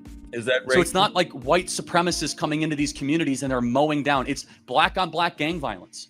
But that's not okay. Racist? I just like to go back to something that you said No, earlier that's about racist. like how it has nothing to do with the government. The history of black people in this country has everything to do with the government. At one point, the government allowed and pushed and raised for slavery. That was something that this government did. They made laws in the improvement of segregation. God. So in terms of the long history, you can't take out the fact that government has played a major institution. Of course, government plays a role. But let's take you, Gigi. How did government? You gotta move over, man. You're blocking their view. Can you please move? Yeah, this guy right here with this purple cape on, he got all in the way. They can't see. You're blocking. He got all in the way for some reason. I remember this part of the clip because this idiot, because like I said, I've seen the clips, but not in the full context. This idiot wanted to get all in the camera holding up a sign for some reason. I don't know why, but liberals, loser liberals, but I'll let them continue, people. Okay. Yeah. Anyway, but Gigi, Yes. let me. Yeah. All right. So, Gigi, let me ask you a question. Go ahead. How did that legacy of slavery prevent you from getting to this school and having a great career? I think that. Okay. I'm sorry. I got kind of distracted. Can you please restate your So, question? Gigi, what I'm trying to do right now, I'm going to give you a warning, is prove that your own life experience is actually at odds with some of the things you're saying. Is that cool? So here you are at the University of Tennessee, correct? You're a student. Yes. You have the whole world as your oyster in front of you. You could study hard. You're going to graduate. You're going to do better than most people in probably the community you came from. Just guessing. I don't know your background, but based on how you're talking. How did the legacy of slavery get in your way? I would say the legacy of slavery got in my way in the way that I am not a legacy child here. I would say that it got in my way in the way that my parents, my grandparents were not afforded the same, were not at one point even allowed to be on the property of the school. I think that is one of the things that has gotten into this way. But you're here. It didn't get in the way. So that's here's the attitude I want you to adopt, Gigi, and I'll close with this. Instead of just looking at everything in the past that's wrong and bad through a victim lens, say, you know what? It's still going on. Okay. One sec. Say, you know what? I'm an American, and I'm going to use my mental energy to say, despite all of that, I get to succeed and flourish and prosper as a Black American at the University of Tennessee. You are a living embodiment, Gigi, that you can still succeed as a Black individual. I would just disagree from the simple fact that I feel like there are a lot of barriers, there's a lot of obstacles, there's a lot of prejudice just in somebody might look at me and not even assume that I could How even do you get know into what they're the thinking? universe. I'm not saying that I know what people I don't know what people You just are said thinking. I'm saying I can assume from prejudices that I know exist in this country. Hold on a second. I got to go time out. And you know what? If you walk around here and you go see, this happens all the time, and you see a white boy with the short shorts and kind of acting all, you might say he's only there because of his parents. I don't think so. Oh, it happens a lot at these Southern schools, right? I mean, it happened. I mean, I was raised So in Michigan. everybody Everybody's a little has to racist. overcome some form of Everybody's a bias, little racist. prejudice, or stereotyping. What's most helpful? Let's stop talking about it so much and talking about how we can apply ourselves to become better people and better citizens. Thank you so much, Gigi. Thank you. Thank you. Right. I mean, you pointed out what somehow was racist. So, all right, let's see here. Charlie Kirk crushes America's racist claim with debate ending facts. I haven't seen this, but let's get into it. All right. I'm here to ask the age-old question. Okay, this guy. DEI. Okay, great. Yeah, give me your perspective on DEI, and because based on what I heard earlier, I feel like you don't think I belong here. Oh, really? Why? How I am a black man, and because of DEI, I'm not qualified enough to be here. Yes, I am. Okay, great. Then you belong. But why do I have to prove that to you? You don't. You brought it up. I didn't. Okay, but can you explain to me your position on DEI? Yes, people should not be in positions just because of the color of their skin. Hard stop. Okay, but do you feel like I'm here because I'm not feeling anything towards you, actually. Okay, I'm not prejudicing you. I'm not stereotyping you. I'm saying that it's a material. I'm not saying you are. I'm not saying you are. No, you are. You said I don't feel comfortable being here. You started with. I didn't say I wasn't comfortable being here. I said I feel like you made it to where I got here through DEI. So let's examine that. What have I said that makes you feel that way? When you mentioned how DEI is only just putting people of color and marginalized groups in spaces, even if they're not so correct. Qualified. That's exactly what DEI does. But that's not all that it does. You're categorizing it as something it isn't. No, that's exact. That is the charter missions. That's not all. Okay, so diversity, equity. So equity is outcome based. Is about making people who are of different skin colors have the same outcome, regardless whether or not they are qualified. The best example we have of this is the Students for Fair Admission Harvard Supreme Court case, where black students, they could have a SAT score 300 points lesser than the Asian equivalent and still get into Harvard. That is DEI in practice. I believe when you're hiring for an organization or for a company or for whatever you are doing, you should prioritize merit and character, and race should mean nothing. We should build around things that matter and not things that don't matter. I talked about this last night, about how Harvard has become the world's most expensive community college because of DEI. How Harvard had to institute a class of remedial math. You know, 2 + 2 is 4. 4 × 2 is 8. They had to institute that because the DEI admissions that they were letting in didn't know how to read, write, and count. What's up, Senia? They didn't know how to read, write, and count at a college level, barely a high school level. And we all know, if you've been paying attention, how these schools are failing these kids. That's why Trump did away with the Department of Education and turned the school system over to the states. Let the parents decide. Let the parents decide what the curriculum is, not the government. We've been failing. We're 26 in education? We're a first world country, and you have third world countries that rank higher than us in education. That's ridiculous. In Baltimore spent the most money in education through federal funding, and you got a guy, this one black kid graduated, they named him valedictorian. He can't read, write, and count past the 3rd grade level. He has a 1.6 grade point average. And the only reason why we even know about this is because his mama called it out. She was like, oh, hell no. He's valedictorian? You mean to tell me there's more kids stupider than my son in the whole school? He don't even go to school. What?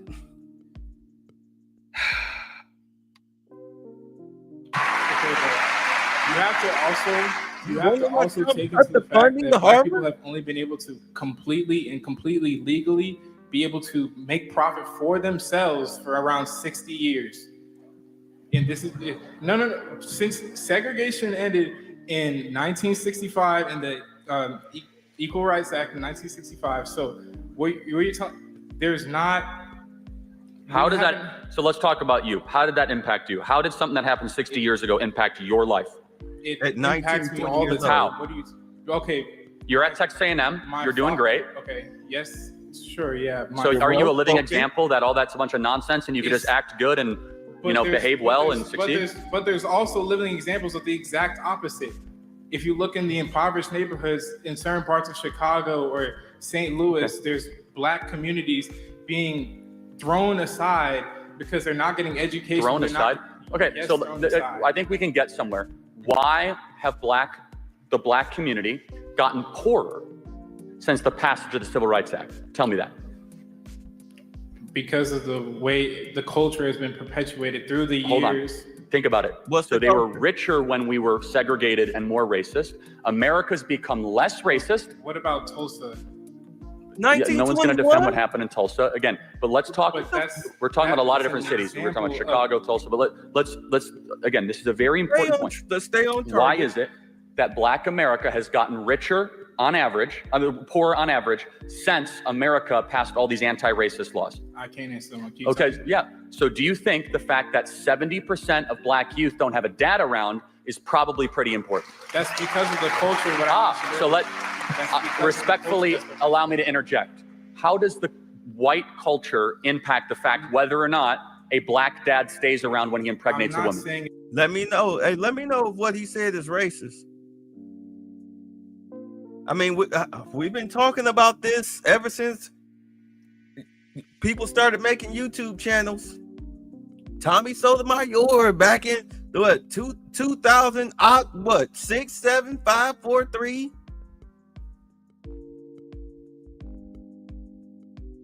Since 2018, the quote unquote manosphere, Kevin Samuels.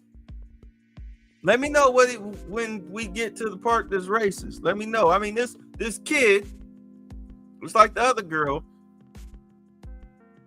with these gender studies and African American studies, these Amanda Seals trash degrees,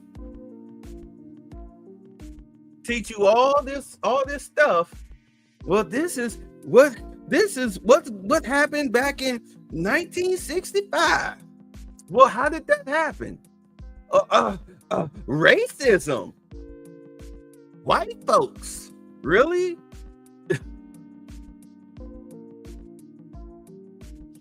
It's the white culture. What is it? The culture that has been perpetuated through the 200 years of slavery, the 100 years of segregation, and Jim Crow laws. The marriage. So I got to interject again. I'm sorry. I don't mean to interrupt too much. But in 1960, before the Civil Rights Act, 20% of Black youth had a dad around. Now it's, 20% were single fathers, 80% had a dad around. It's been inverted. So we actually have seen Black dads run away from their kids the last 60 years. Why is that? Now, see, that's the part that all of us should disagree with. It's not so much that Black fathers, at least 9 to 5, Walter, Kenny, okay, Malik, you know what I'm saying? The brothers that's out here that get up and taking showers at 4 or 5 o'clock in the morning, fighting traffic, punching the time card, you know what I'm saying? Get paid every other week. That's got kids. Most of them are not abandoning their children.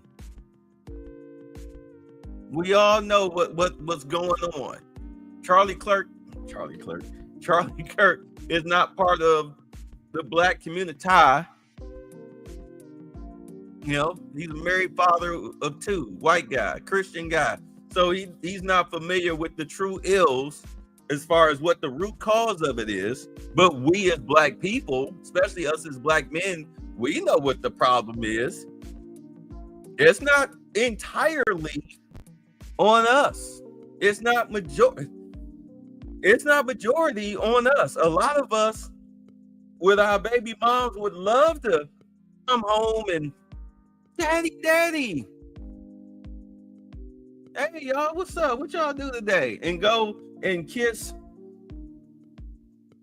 our baby mama's on the back of the neck while she in the kitchen getting some plates ready for the kids. All right, y'all, daddy home. Y'all gonna wash up now. Get ready to eat. Yay! We love to come home to that. But no. We were used as donors. We're nothing but child support checks. I mean, look at PJ Washington when Brittany Renner. I mean, damn.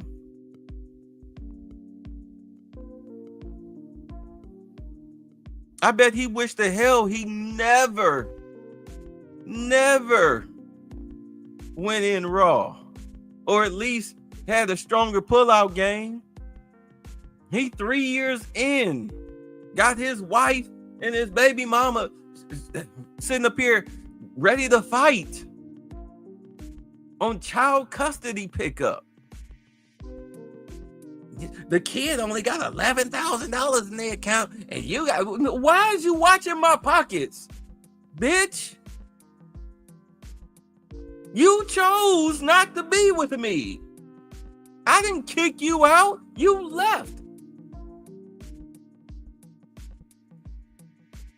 You out here struggling, putting on hijabs for 30 seconds. Tried to get with another NBA sucker or sports figure, and he got rid of you quick. Probably because you messed around there and got drunk and acted a stone cold fool like you did with Austin White and company.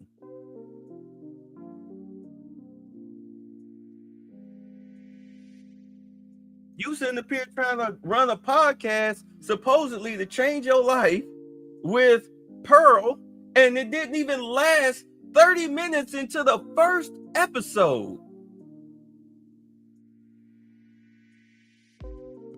Picked up her ball and went home and canceled the check on your ass. Yeah, Charlie, it's not always us. Because of the raised incarceration rates, because of the perpetuated culture. So how does one go to jail?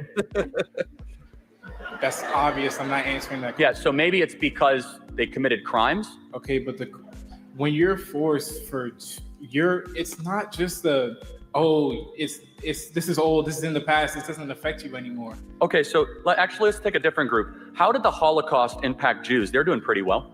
Well, because they got reparations, we didn't. How? What reparations did the Jews get? Through acknowledgement, through money, through we acknowledge slavery happened. Okay, but you're sitting here and acting like it plays no role. No, but to your argument, the Holocaust was 80 years ago. Half of all the Jews on the planet were killed. Everything they earned was taken. Jews are doing great. They're the wealthiest subgroup, racial group or ethnic group in America. If all of a sudden something that happened 80 years ago impacts your material prosperity, how did Jews defy the curve? How did poor Asians do so well? Why is it that Asians are now the wealthiest minority in America, many of whom came with no money in the 1950s or 60s? Because of the culture and opportunities that were provided to them. But you're not hearing me out. Black Americans have had the same opportunities. However, people still look at us like criminals every day. Hold on, but I don't look at you like a criminal. I'm not saying some people do. But I mean, this black kid is just throwing stuff out on the wall trying to make it stick because he can't answer the question. He doesn't know the answer. So he's throwing stuff out there. You know, this is how females argue. You ever get talking to a woman? You ever talk to a female and y'all are having like a debate or a disagreement or something, and she started throwing stuff on the wall trying to make it stick because she can't answer you? Because she don't want to be wrong? Because her knowledge is limited? This is why, like when Charlie was doing all of those sitting at the tables, ask me a question stuff, same thing Steven Crowder was doing. People, once they ran out of their talking points, their brains automatically shut off and just went into, does not compute. Oh my God, my talking point. I can't. I only have surface dirt knowledge.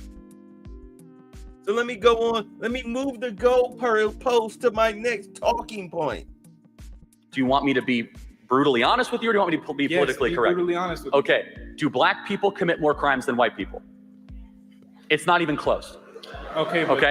But you have to take into account the culture that has been perpetuated. Okay, got it. So we can agree on this. Do you mean internal black culture?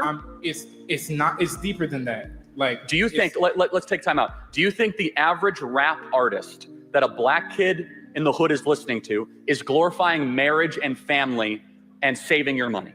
that's what sells because it's a culture thing. It's not just within the black community. I agree. So why no, are you but blaming hold on. Everyone racism listens for to that? it. It's not No, just isolated. It's bad for everyone who listens to it. The point being is that black youth, as they are being raised, their role models are largely not glorifying staying with one woman, getting married, going to church.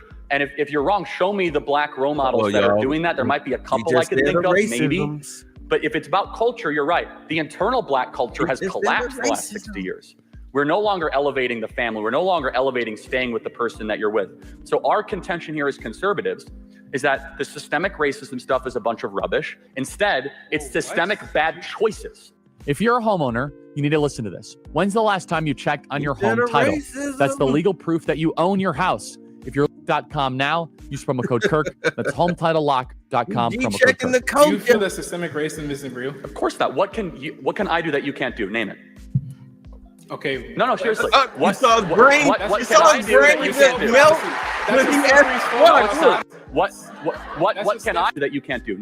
Look, he gonna ask the question. Now watch this black kid's brain just melt because he couldn't answer the question. His talking point was destroyed. Watch. Amen. Okay. No, seriously. What can I do that you can't do? That's a slippery slope. No, it's not. I don't know why. Very simple. No, because back in 1940, you would have been able to answer that question. Well, Charlie, there's a bathroom over there that I can't go to. There's a major league team. I can't walk into the grocery store and get the same looks that you do. I walked into Brookshire Brothers a couple of weeks ago and I was looked at. That's an insanely hyper paranoid way of living life. That's not evidence, right? It's a real. Okay. By the way, if I walk into a black neighborhood, I get bad looks too. Okay. So I don't know what's the contention. Because of the way you treat our culture and the way you perpetuate. Oh, wait, hold on. The way we treat your culture, we have gone to such great calisthenics and ridiculous gymnastics to prove that we're not racist.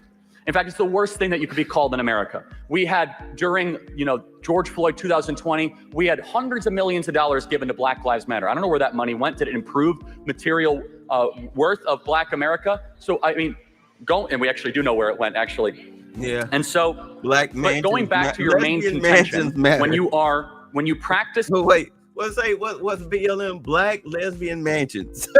We know exactly where that money went. DEI, because that was your main point, right? You are rewarding bad culture. You even acknowledge it. You are saying that someone should be there based on the color of their skin. We say skin color doesn't matter. If you want that position, work harder, study harder, and then you might be able to get that position. When we're forced into underfunded communities where schools are based off of property value, we can't. Well, actually, school choice is now the law of the land here in Texas, so that's not correct. Secondly, do you just expect a single-parent home to pick up and move into some rich neighborhood? Well, again, so let's go back to why are they the single-parent home? Because the hundreds of years. Do you believe in the maxim or the belief that you should take responsibility for your decisions? You see how you're about to blame slavery for why, Sharkeisha will just use you as a sperm donor? I mean, no, don't get me wrong. It is a toxic culture brought on through the practices of slavery. But when do you take personal responsibility to not do that anymore? When do you do that? When do you realize that, you know what, man, I ain't having no babies out of wedlock and, I can do it all by myself. I can do bad by myself. No, you can't. You realize that eventually this shit sucks. This is why you have arguments with your baby dad, trying to get money out of him. $11,000 in the child's bank account is not enough for you, who walked away. When does personal accountability and responsibility, when does that kick in, or is that the white man's fault? I guess that was racist of me to say, right? I'm siding with the white supremacists. It's not just one person's decisions. It's so much deeper than that. See, why are you trying to? That's where you and I have a different belief. You believe in this. It's a fact. No, it's a belief. Again, you have to tell me then, why do Jews do so well? Holocaust didn't impact their material worth? How did Asians do so well? And by the way, even more so, why are Hispanics getting so much wealthier? If we were so racist, why are Hispanics all of a sudden gaining income the last 20 years? There's some. Yeah, we're at the very bottom of the economic ladder in America as far as household income. I think at like $52,000 or $54,000 annually, whereas they are fourth above us on the list.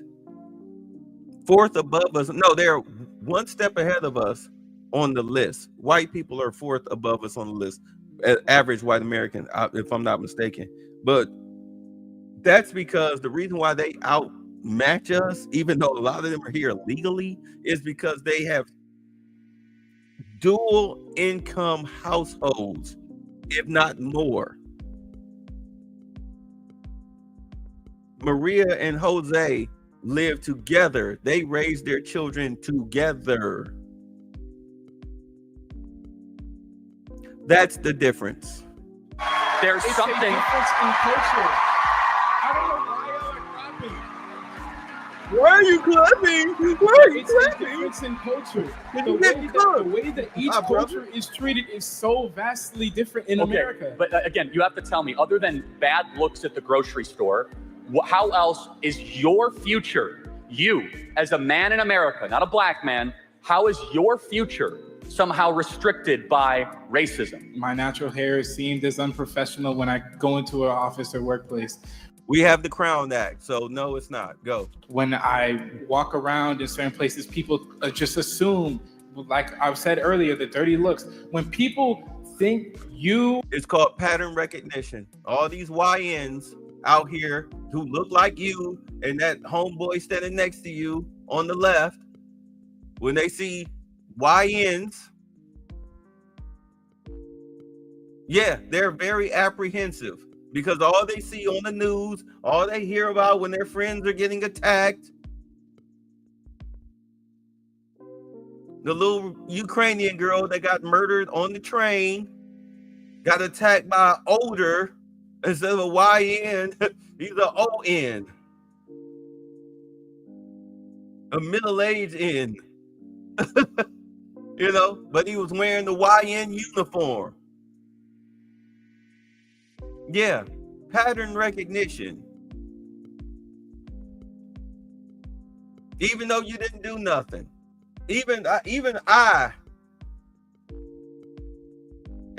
stay strapped. Don't walk through a pack of YNs.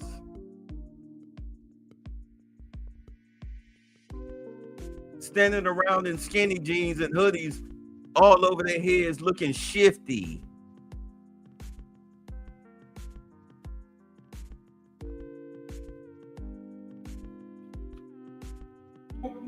Are automatically the worst of the worst solely because we don't think that. You think interrupted you me like 10 times because now. you think you know what white people think, and you don't. I don't know what white people Then think. why do you but- keep on saying you know what white people think? I've seen it. I'm not you've saying seen I our think- thoughts? I've seen what people have done to me and people who look like me around the world and around in America. How? So Again, you are. Let's just make an example. Like a You are girl? here in the wealthiest country ever, Yes. at an amazing university with all the opportunity imaginable in front of you. And all you want to do is look backwards at everything that prevented you when you are a glaring example that there is no systemic racism and you can actually achieve your wildest dreams. Whoa, I never said that. Hey, I'm not the only black person who exists out there. There's so many people who this culture is affecting to this day. Do you know black Americans are the richest black people on earth? What statistic Africa. is that? Okay, I need you to pull that up like right now. You can. Black Americans per capita on average. Can you pull that up? I'm hosting an event right now. I don't know what to tell you, but anyone participating. anyone can fact check me on this. So you cannot find a black majority country or any country where black people have significant representation where they are as wealthy, because even the poorest people in America are in the top 5%, the top 2% of wealth around the world. And so my whole belief is stop acting like you're a victim and start making better choices. Not acting like a victim, bro. This is not a victim mentality. No, it fundamentally is, because white people are not out to get you. There's I'm not nothing. saying they There are. is nothing Yes, you holding did. black people back. Let me say that again. There is nothing holding black people back. In fact, the opposite. You can get into colleges with lower test scores. But you could say things that white people can't say and not be fired for it. Black people are wildly disrepresentation. People Hold say on. that to me all the time, and they just walk around like it doesn't mean anything around here. Say what? Say the what? The N-word. I'm not going to say it on this public platform, but people say it to me all the time. It derogatorily. Yes. No, I think you're lying. Why would I be lying? So about you're it? trying to tell me at this campus, did you report it to student services? I'm not. I have too much on my plate to worry about this. So you're going to say at this campus, you're going to indict the moral character of Texas A&M. I'm not indicting the moral character. Yes, of you Texas are. A&M. You're saying that. I'm indicting the moral character of one person or a few. Well, now it's one. So you heard it all the time, and now it's one. Got it. So it's not okay. You're this is the point. Is that I don't believe you. He sounds like the black dude, the gay black dude that said he was hate crime 5 times in one night, and a bunch of MAGA dudes, white dudes in MAGA hats, threatened to struggle snuggle him. And Charlie asked him, "Well, did you report it? Let's go report it right now." Yeah, like, come on, man, like, stop trying to invent racism. Stop Jesse Smolletting. It makes you lose all credibility. Because now you resort back to a race hoax to make it seem as if the white kids on this campus are like racist and terrible. Kids. Oh, so was it a black guy that said it to you? I'm not. It matters a lot. Yeah, who said it? Because this is how lies are able to grow. Jussie Smollett, we see this. You have to challenge them head on. Do you think I'm lying when I say that people say the N-word around here? And if I think a white person comes up to you derogatorily and says, "Shut up, N-word," I'm absolutely. not saying they said it. I said, are they saying it derogatorily? But that doesn't mean it's word for word like that. But okay, so then it's not an insult then. So then don't bring it up as if it's evidence of racism. Because you brought the N-word up first. I didn't. No, I didn't. No. You specifically said, name me an instance of the N-word. I said black people can say things that white people can't say. Of course, that's true. But that's automatically implying that one it's word. It's more than that. No, but let me just kind of build this out further. What is it then? There's a lot of things black people can say. Explain it to me. You want me to give you more examples of things? Yes. Black people are allowed to talk about black culture in a way that white culture cannot. For example, black people can go up and say that there's a baby mama problem in black America, and white people are not allowed to say that. Oh, I just did. So what are you gonna do? Cancel me? Black people are allowed to say. I'm a grown man. I got black people are allowed to say that there is a systemic fraud issue within the PP loan application in black America. Black people are much easier to be able to say that black individuals, despite being 13% of the American population, commit 55% of the murders. If most white people say that at a job, they would get fired for being a racist. I don't care because I say whatever I want. So black individuals have much more intellectual public freedom than white people do. If a white person were to come up and say, black America really needs to get its act together and stop sleeping around all the time, and needs to actually have the why would you? Because it's true. Because why would you just walk up to someone? Is that a racism, y'all? Is that a racism? And talk and attack their culture from the outside. Well, hold on, because hold on. Let's look at the evidence. You said to myself, there's all these people suffering in Chicago. There's all these people that are terrible. I'm telling you why. It's because there's been bad decisions that have been institutionalized. Let me finish. And rap artists and athletes and people at the top level of black society that refuse to ever challenge the core rot in black America, which is that they are allowing degeneracy and hedonism to eat the soul of what once was a beautiful black culture. And instead they go around saying it's the boogeyman of racism, the white man is out to get you, and the result is black America is doing worse than it was in the 1960s. That is the contention, period. It's not just, it's a culture. It's so much deeper than the present day we are in. I don't know why you're pretending like it just doesn't matter. What doesn't matter? You mean things that happen? Again, I've been through this multiple times. Let me just ask you. But you're not listening to understand. You're listening to reply. I'm doing both actually, and so. But let me just ask one final question, right? Mm-hmm. Which is that you have your entire future ahead of you. Mm-hmm. When you are hired for a job, would you rather be hired because of your race or because of how qualified you are? It doesn't boil down to just that. That's what DEI is, man. No, it's not. Yes, it is. Yes, it is definitionally the hiring of people.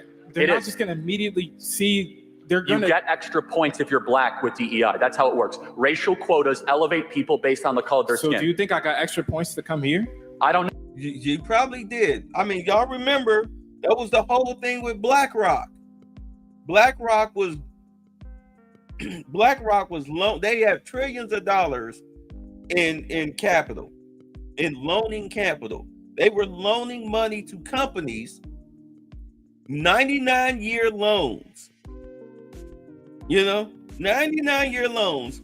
If you could get this money, especially during COVID, when they shut down the businesses, they shut down America, quote unquote, you could get these loans if you hired X amount of black people, mainly gay, mainly female, put them in colleges, put them in movies.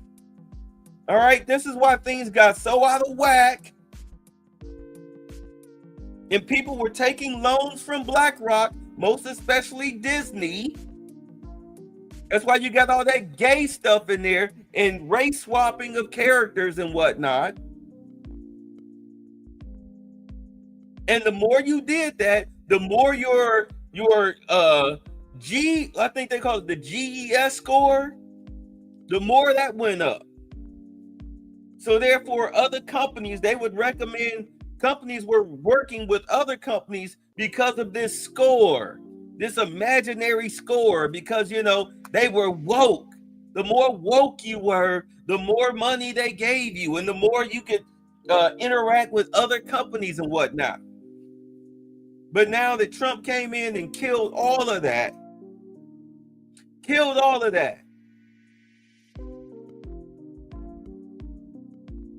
why you think the Pride Month went out with a fizzle almost overnight list this year?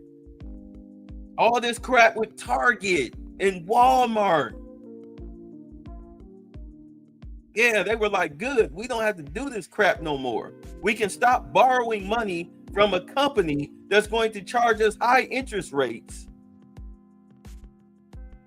and ruin us, ruin our credit, our social credit and our financial credit, because we no longer want to participate in this. They destroyed the gaming industry.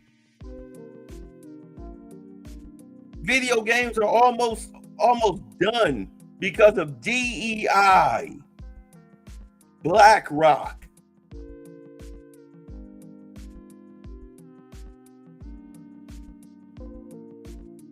No, you said you were qualified, but affirmative action was institutionalized in Harvard and in Texas and a lot of other places. We know this. So I again, TU, we don't like them, right? So, but again, I just want to I want to just repeat this point. Where can I go to work that you can't? It's not just that. Exactly. There is nothing that is preventing black people from prospering. Nothing. The only thing is that you guys have been hypnotized to be victims of your own mind, to think as if there's a white person out to get you. I walk in the grocery store, they look at me differently. All that stuff is complete rubbish. The thing that is preventing you. Life experiences. You're just denying my experience. I just shared to you in front of all these people. Nigga, the hell with your experience. Especially when you're walking in a grocery store that's probably been raided and looted or has a high theft count by people who look like you in your age demographic.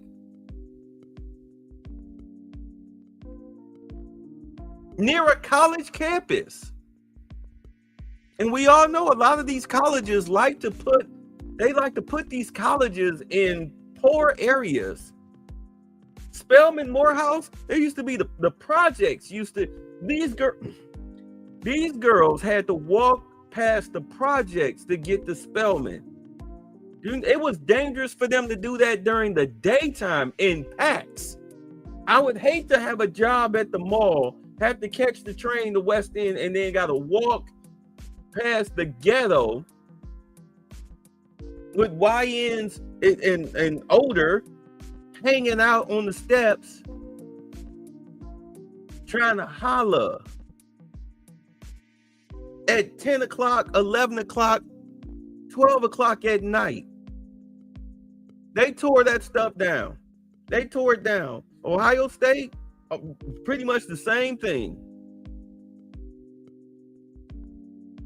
Except luckily they put it in the poor white area.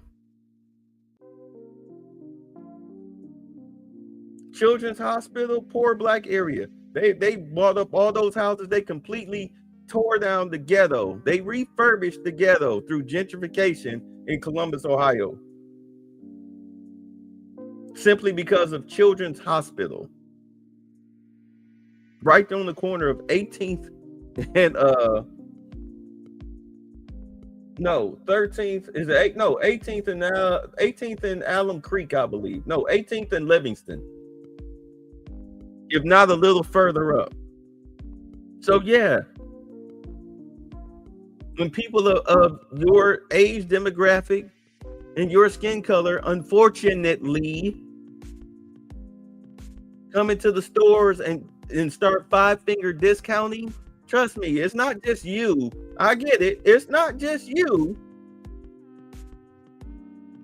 But they're going to look at all of y'all differently. They're going to look at all of you with suspicion.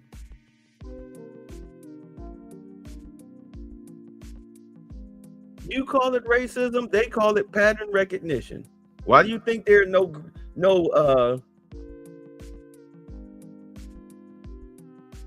Walmarts in Chicago, no Walmarts in Portland, Oregon? Although in Portland, Oregon, that was mainly white.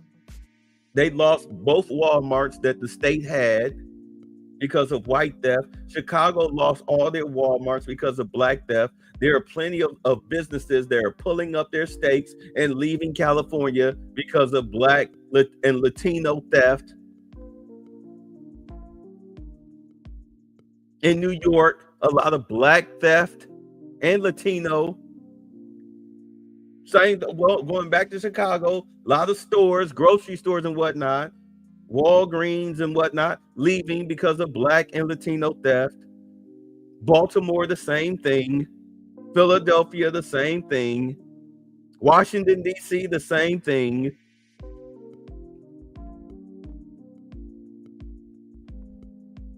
And you sitting up here crying because, they're looking at me funny. It's racism. Yes, if you think that, okay, let me just be very clear. I know. America has come really far. If your best example of racism is getting bad looks in a grocery store, we have made incredible racial moral progress. That's only my experience. There are so many other people. But I'm happy to hear every example that they have. It boils down to this. We are not just a racist country. We are the least racist country ever to exist. We go out of our way not to be called the R word, to demonstrate that we aren't racist, to show to people that I have compassion for others and that I want to try to help people of different skin color. But at its fundamental core, I have to go back to this. I don't actually think skin color matters that much. I don't.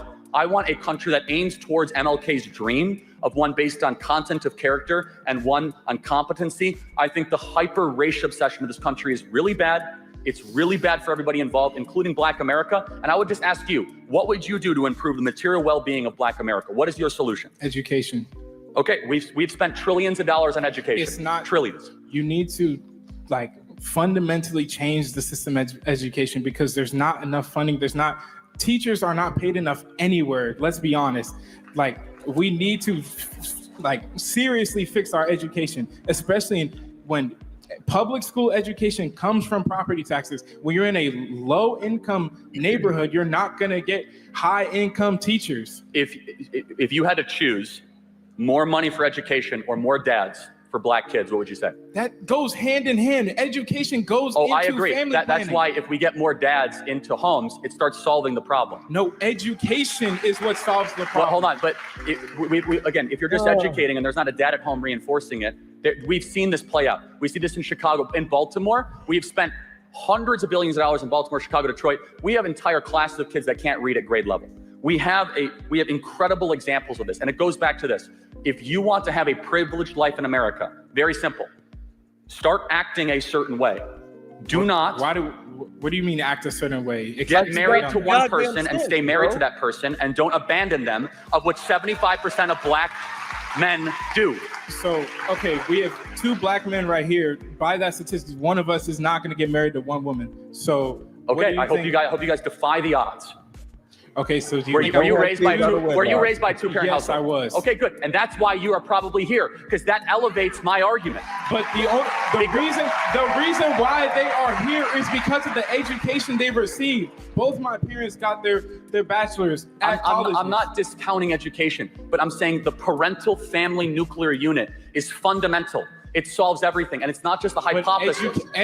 Education is what builds that fundamental family structure. That's where we disagree. More government education is not going to put dads back in the home.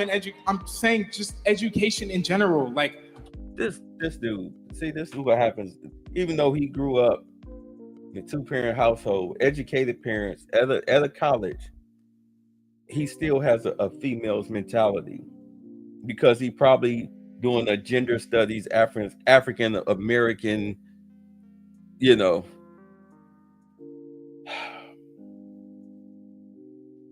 When I used to date single mothers, like my early 20s, and I think I stopped at like 33, 34 years old. I was done with it because there was no reward. Although I did kind of, dating. Okay, dating. Stop dating. At any rate, I was working 2 jobs always, because do understand I was living here in Atlanta. My parents owned the store, but I wasn't trying to live off of the store. So I worked a day job. I worked both jobs. If I had a second shift job, I worked there in the morning. I would open the store, help my father out, get everything going, catch the bus, take my ass to work. Even though I'm dating some chick that got kids. But if I spent the night or whatnot, which was a lot, I go over to her house. It's like maybe 10 o'clock at night. The kids are still up. I get off work at 9:30. I get there about 10. The kids are still up watching TV or playing video games. She laying in the bed sleep or watching TV or whatever. Ask the kids, hey, look, y'all ate? Yeah, we ate. Did y'all do y'all homework? No. Or yeah. Oh yeah, let me see. And come to find out they didn't do their homework. Or they would lie and say that they didn't have any homework. But when they did have homework, let me see. Homework be wrong. I'm the one checking though. These ain't my kids. Mama in the bed. Or watching TV or on the phone. I'm checking homework. Homework ain't even done. Answers wrong, etc. And they up past their bedtime. What the fuck? Why am I doing this? These aren't my children. Why am I doing this? Single mom. Yeah, you need fathers in the home. You need fathers in the home. Unfortunately, but it's a yin-yang theory. If you got to watch each other's back, but this should not be me coming to check homework at 10 o'clock every night with the kids up playing video games or watching TV. Should not be a regular occurrence.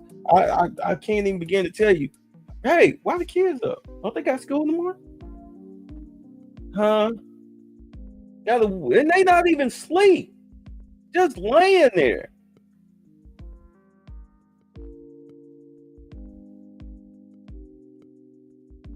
Yeah, I got out of them relationships quick.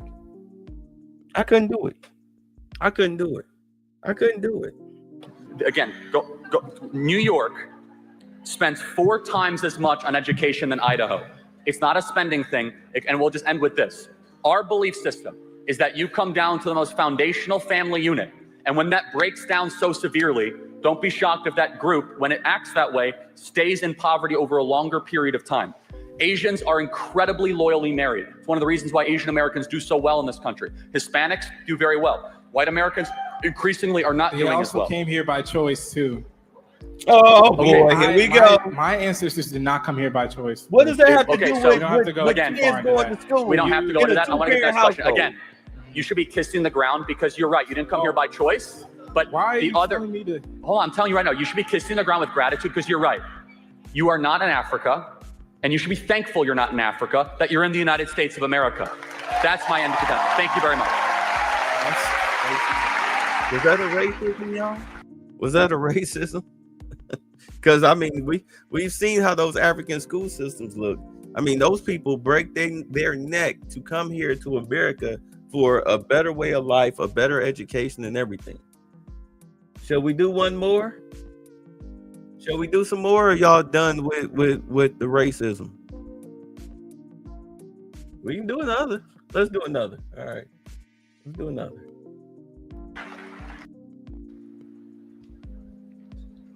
Hello. Hello. My name is Malcolm, and I guess my question to you today is, when did systemic racism end, and what is your definition of systemic racism? Oh, so this is the guy that was standing behind the last guy. Okay. Oh my God, these do understand. Just listening to these kids, him and the previous one, they come from privilege and wealth. They come from privilege and wealth, but never mind. They talk like they come from poverty and crime-infested neighborhoods. Okay, but they sound like they grew up in gated communities and probably did. But I'm gonna let them rock. Systemic racism is a law on the books that prohibits an individual from doing something based on their race.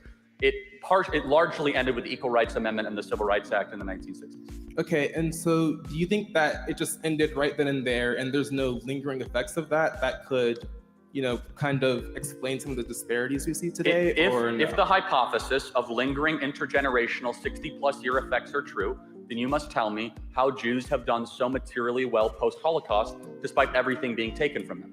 Well, I don't think that's a one-to-one. You're right. Jews had it much worse than blacks. Well, I think that also have Black Americans ever had a crazy fanatical dictator trying to kill half their population in a span of 5 years? We have been enslaved for No, that's not the question. I'm saying I'm saying Jews actually had it far worse than Black Americans did in the 1930s and 40s. Way worse. But do we have to look at Jews as how we should? I mean, let's be honest, that's debatable. That's debatable. 250 years of antebellum slavery. And then, of course, going through Jim Crow. All right. Redlining, all of that stuff. The lynchings and everything. That's debatable. That's debatable. No, we did not have a genocidal dictator trying to take us out. But we did go through the brutality of slavery. All right. And then when slavery was over, we were pretty much in the same boat as what he's saying with Jews who came here fleeing genocide, or those after the war was over, they were brought here in order to start over. Of course, I mean, you see what happened with Palestine, but Palestine, at least they were funded. In all honesty, what should have happened was that they should have turned Germany over to the Jews as a complete and total fuck you to Hitler. They should have turned Germany over to the Jews instead of dumping them in Palestine. We wouldn't be having this situation today if they would have just done that.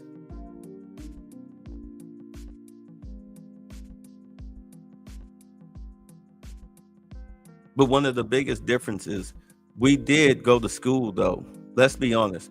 We did go to school. We did get our black intelligentsia going. I mean, you don't have a Tulsa. Excuse me. You don't have a Tulsa and a Rosewood and a Charlottesville and whatnot. You don't have these places, because do understand, we were the labor class. A lot of white people, especially of the Democratic side, they were not industrious at all. I mean, don't you agree, Mr. Butler? Well, it's hard to win a war with words, gentlemen. What do you mean? Like, I mean, there's not a cannon factory in the whole South. All we have is cotton, slaves, and arrogance. That's treachery. Yeah, because, you know, you don't build anything. The blacks are your builders. They're your worker class. These slaves, yeah, they're your worker bees. When those Union soldiers say, hey, look, come fight on our side. We'll free you from slavery. What do you think's going to happen, bro? I mean, you might get some stepping fetchits. I loves masters. I's gonna fight for him. Even though he struggled, snuggled my wife, my son, and my brother, hung him up outside by his ankles and cut off his manhoods. As he struggled, snuggled my daughter as he bled out. Or my niece made her watch. Whip Toby. I's gonna fight for the Souths. I mean, sure, you had them. I mean, isn't that why Harriet Tubman carried a pistol? But outside of that, no. The North won because they were, you know, manufacturing was king. Plus, they had the numbers.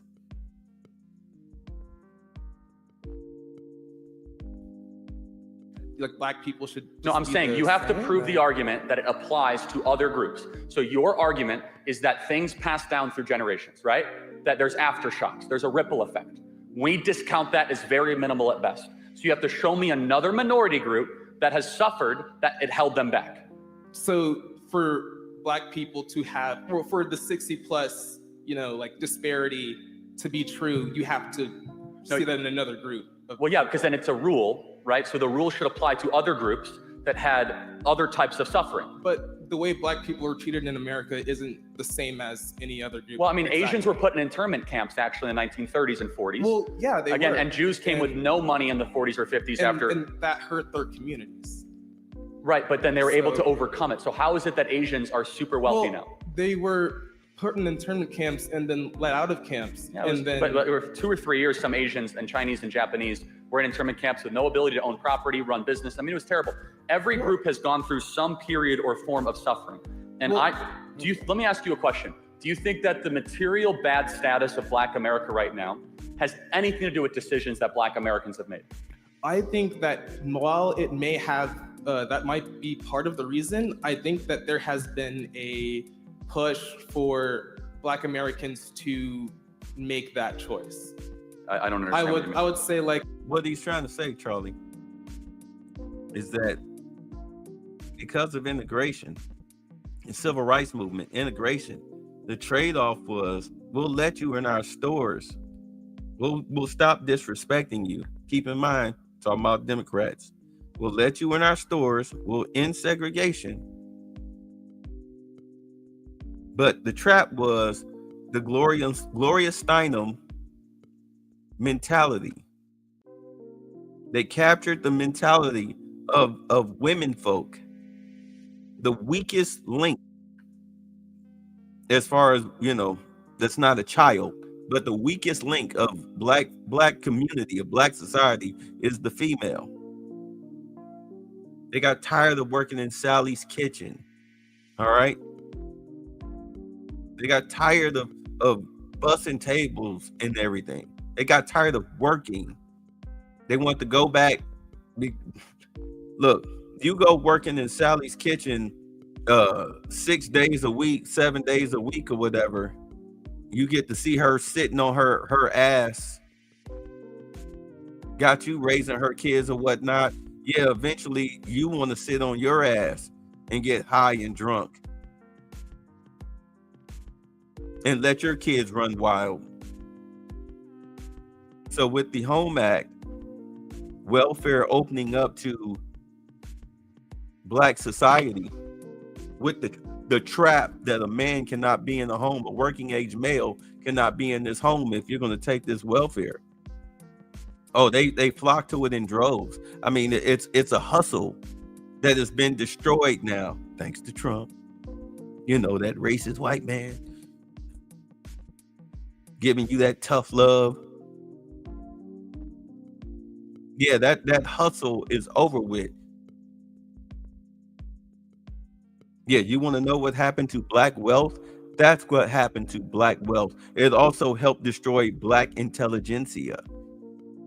Because anytime you tell your mama that you about to go out and get a job, and she tells you that you are going to mess up her welfare benefits if you get a job,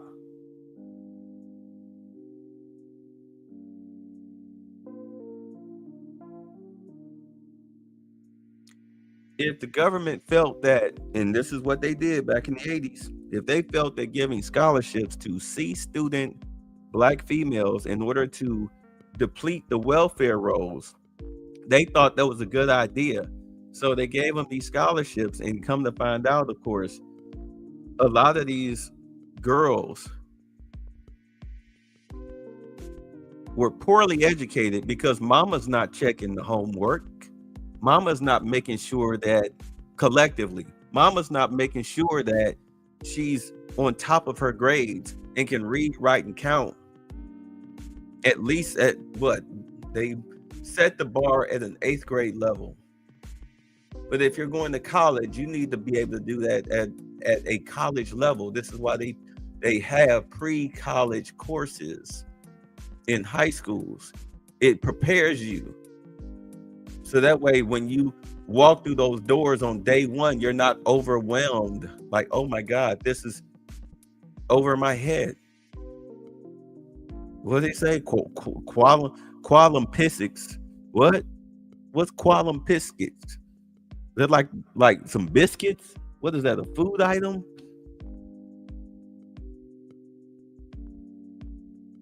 I can't begin to tell you how many girls in the 90s, when I was in my 20s, I'm parking lot pimping outside the West End, handing out flyers.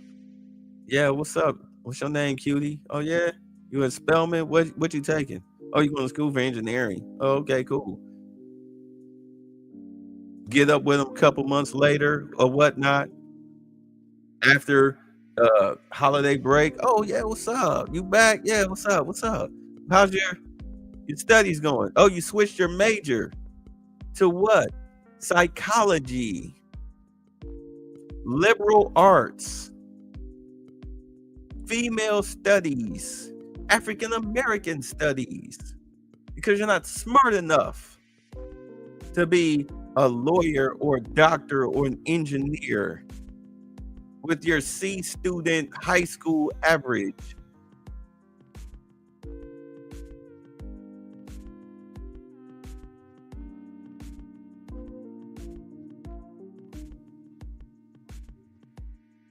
Yeah, most educated is what they like to say, right? When really it's most enrolled, mainly through scholarships and DEI.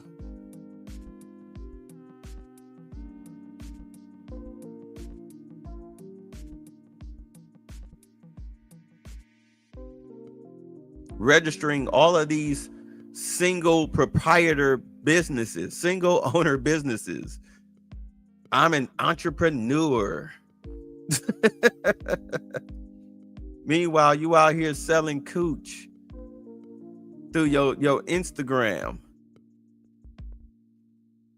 You on podcasts talking about high value men while dressing and looking and talking like a cheap prostitute. But you got a degree in what? Human studies?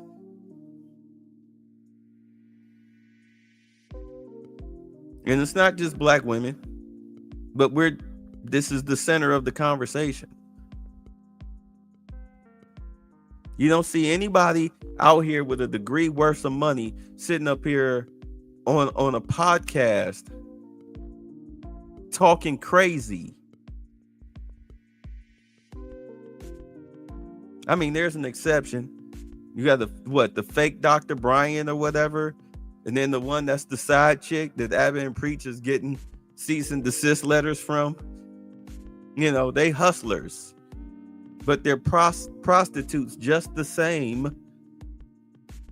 But only one of them is black. The one that was talking to Cam Newton, King baby mama maker himself. Dr. Umar got female degrees, psychology.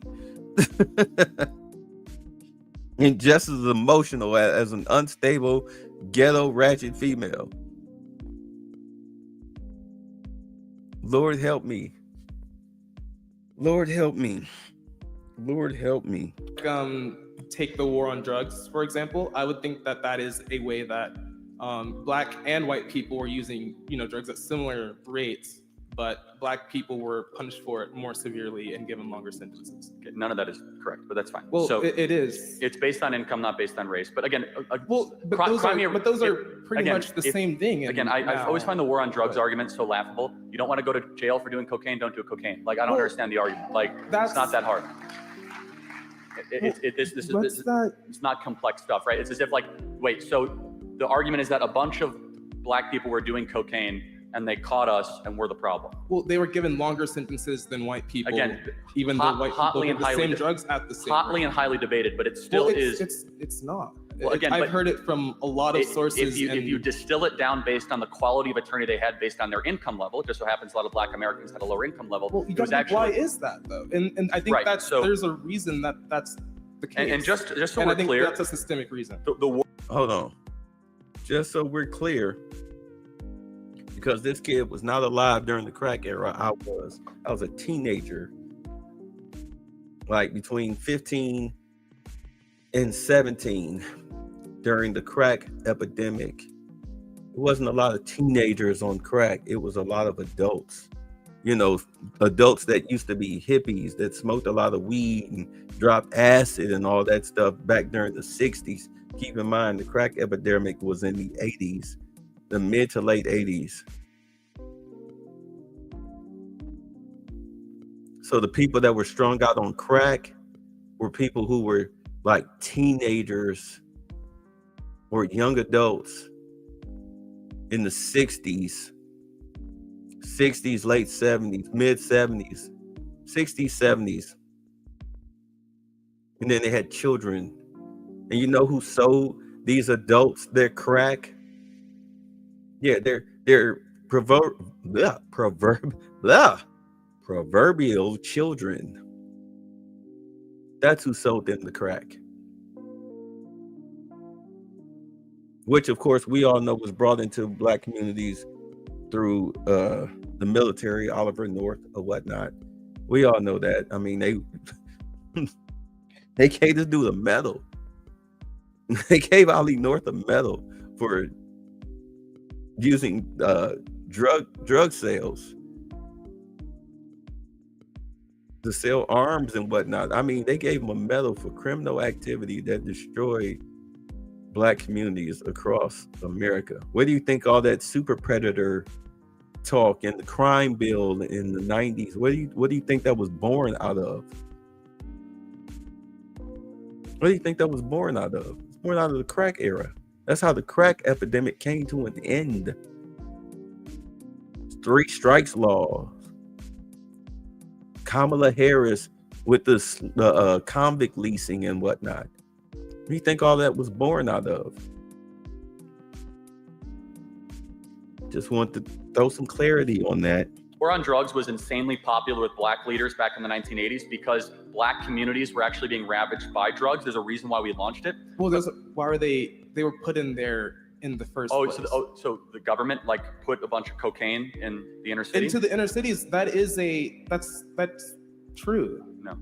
I believe that is true. That's not true. Well, you don't have to. Well, you can move on from that. It's okay, but let's try to find some common ground because I don't want this to be overly combative. Okay, I would agree. Yeah. Would you prefer a country that prioritizes race or one that prioritizes merit?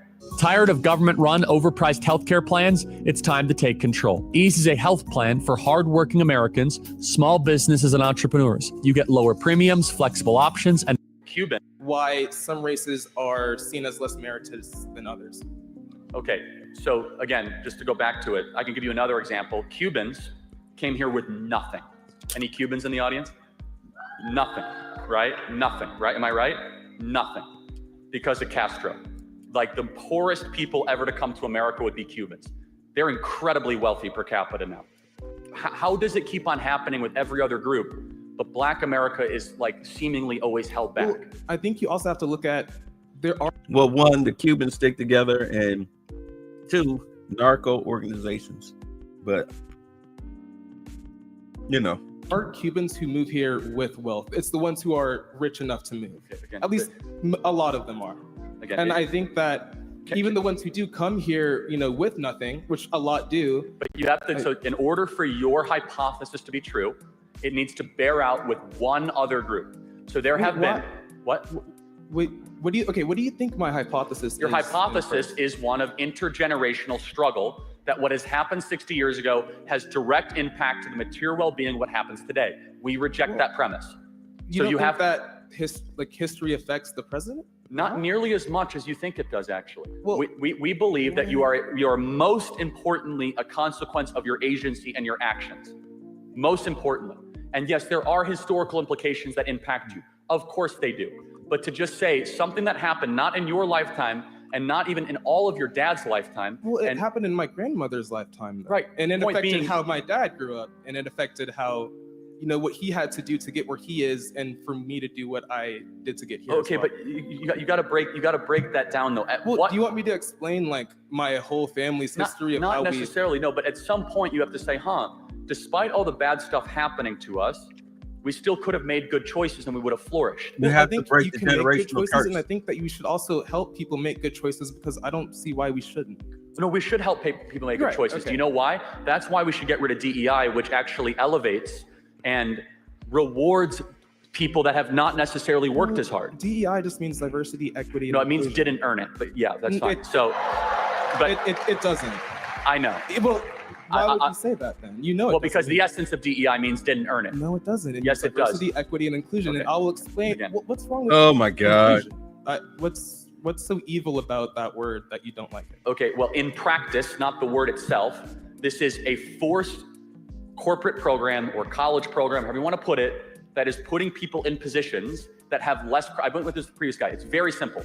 You are elevating things that do not matter, that should not be in the matrix of making decisions. DEI isn't just about hiring. It can be research to find, disparities of, diseases against different That's not groups. DEI at all, bro. It's not just race. It's also, disabilities.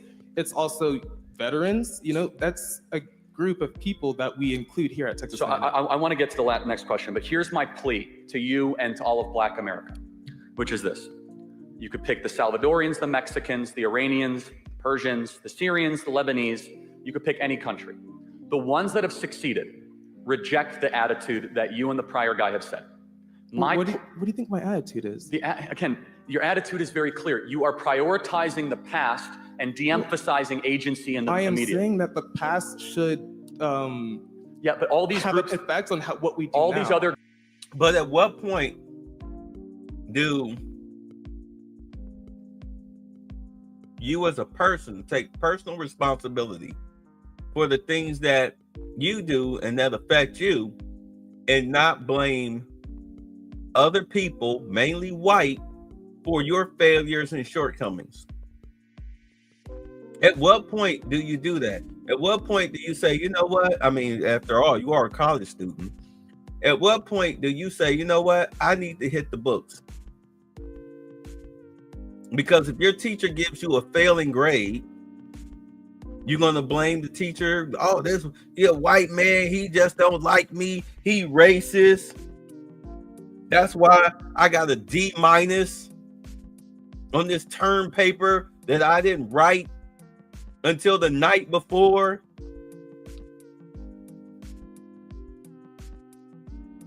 Something I had 3 months to do. It's the white man's fault. Groups do not believe this, and that because when they don't talk to all of these other groups? Again, you can look at their cultural ethos. You can look at how again. So you cannot find in major Cuban literature in Miami this belief like, well, I'm not able to succeed because they took my farm away and everything's gone in Castro. That's Instead, not what I'm saying, and that's not what anyone who's pushing for DEI. No, it is though, and that's the problem. No, but the vast majority of people I've talked to who support DEI don't say that.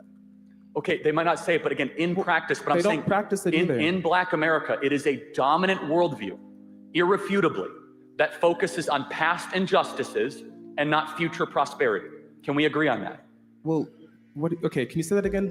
In Black America, there is an attitude, a worldview, an ethos that is predominantly focused on past injustices, not on future prosperity. Well, I think one, you're simplifying it too much. I think Black Americans see that there has been past injustices, and those past injustices are still here to some extent. Has that today. mindset worked for Black America?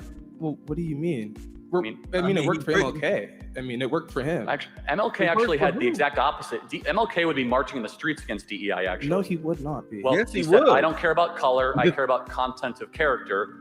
DEI cares about color. DEI is about making an inclusive space for everyone of every background. DEI and wokeness believe that every action is impacted by some systemic injustice and that DEI can fix it. We're not going to agree much. My final plea is this. Yeah, I just hope Black America. Yeah, this kid doesn't understand the root of DEI, which mainly benefited white women and their rainbow counterparts. But, you know, stops this victim mentality and embraces a victor mentality, they'll be much better if they do that. Thank you very much. Thank you for your time. Was that racist, y'all? Was that racist?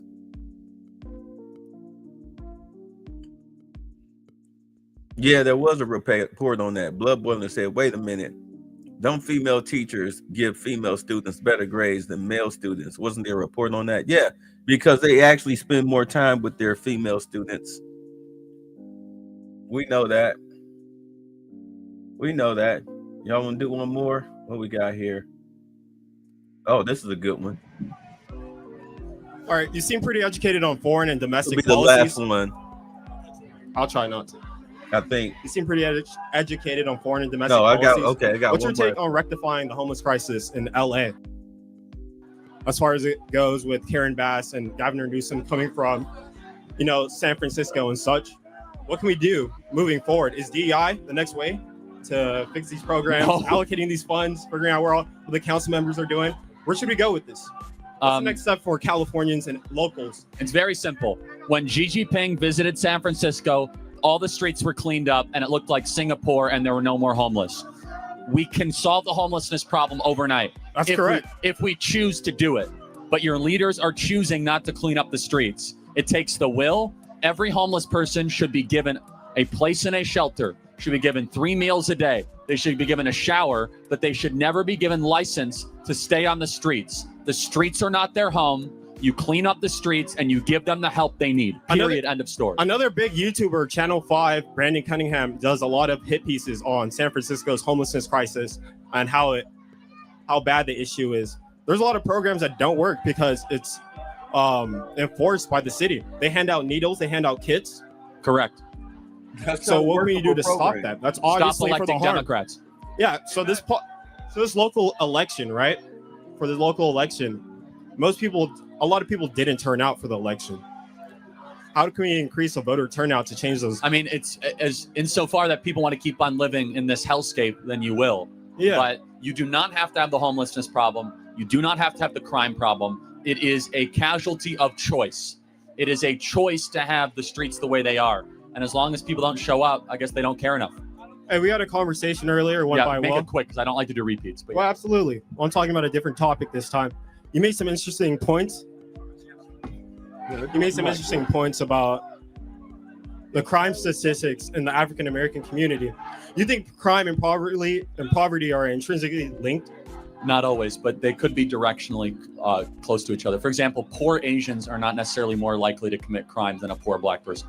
Okay. Do you think there's systematic functions in place that prevent African Americans from moving upward? No, does not exist. You don't think so? No. You don't think they've ever enforced any policies or any actions? Maybe 40 or 50 years ago, but nothing in our lifetime, not even close. I would say in our lifetime, right? Within our That's a big deal, our though, last right? 20 decades, our last 2 decades, right? We've had a lot of opportunities for upward mobility, right? And for whatever reason, but at a systemic it hasn't level, worked. But at a systemic level, there's a history of prejudice within the American system against African Americans and Black people. But there's also historic systemic bias against Asian Americans and Jews. It hasn't held them back. Yeah, but I'm not talking about them. No, right? but it's important to compare. Why is it that it held Blacks back, but not Asians or Jews? So I'll answer that. So Jews, well, let me speak about Asians. As a model minority, right? They've had more opportunities for upper mobility. How? Well, in terms of getting business loans, setting up in different neighborhoods. Well, there was a lot more anti-Asian discrimination in California than anti-Black discrimination in the 40s and 50s. So you agree 100% that African Americans have getting the same opportunities? No, I'm not. Look, as far as redlining goes, groups are sometimes treated poorly. Whether or not you're able to overcome that is the question. Number two. So treated poorly. Okay, so he went right back to 1960, something that was eliminated in 1968, redlining. I mean, sure, it took a while for that to stop being a practice, but, you know, I don't see anybody practicing redlining today in the sense where it's like, oh my God. If at all. Not saying it doesn't exist completely, totally, but what would you give it? Like maybe 10%? 20%, seeing how you can get sued for that and lose your whole business license as a realtor. I don't think realtors these days even give a damn. They're too busy trying to sell a house. I know there's this whole thing about Black pictures on the wall, so therefore the house is devalued. They tell you take the pictures down in order for the house to go, you know, at least be met in this is you selling a house in order to be met with its value.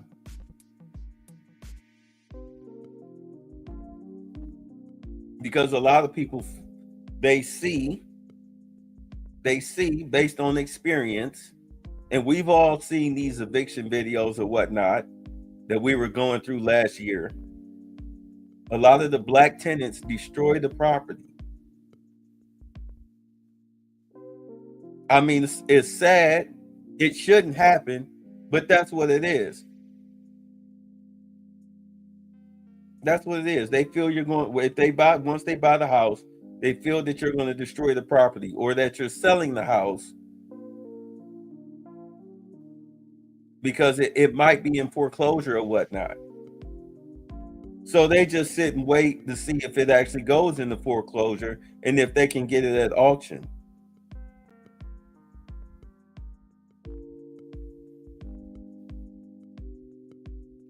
Really doesn't cover it. I have a couple things. I have a couple lines right here.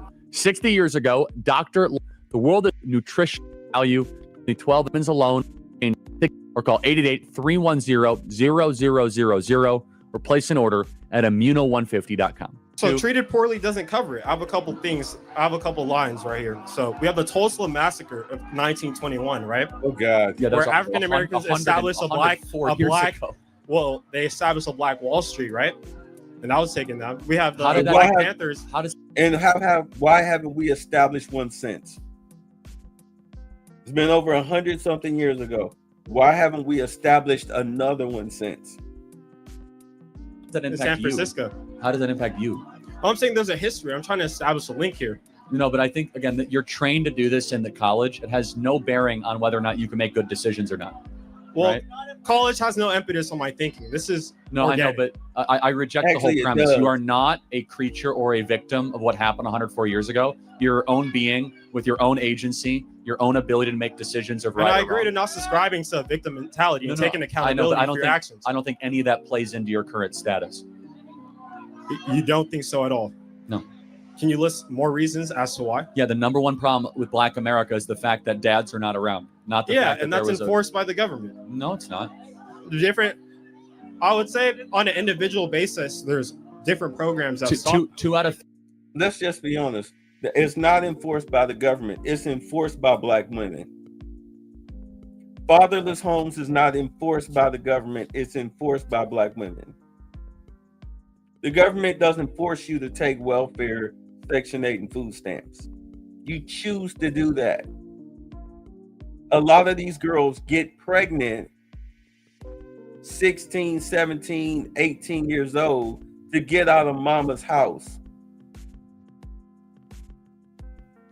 3 black youth did not have a dad around.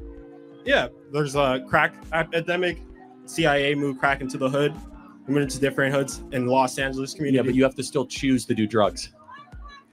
So, like, the point is you're a victim of your choices, not your circumstances. That's what makes us conservatives different. I think you're removing culpability from people, but I agree with accountability. We believe choices are what determine what you're in, not what's around you. Yeah, your choices inform your environment, your outcomes. I agree with that. Yeah, so then if people choose to do crack cocaine and therefore your kids don't have a dad around, that's your own choice.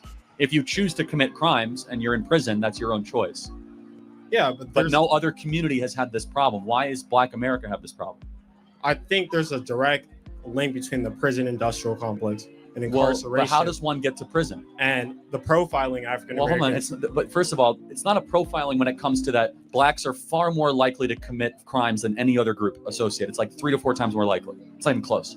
So how is that? Well, I'm not here to debate numbers because I don't have the numbers. It's okay. When you get home, you can look at it. Black Americans are 13% of the population. They commit 55% of the violent crime.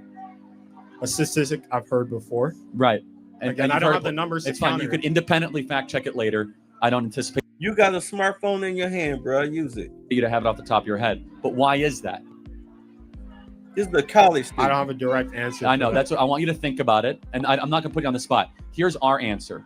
It's easy and tempting to say systemic racism, redlining, right? All that. Or you could say, maybe it's because dads aren't around, because dads being with their equivalent others or spouses is not a value in the Black community anymore. It's acceptable to have men impregnate women and flee.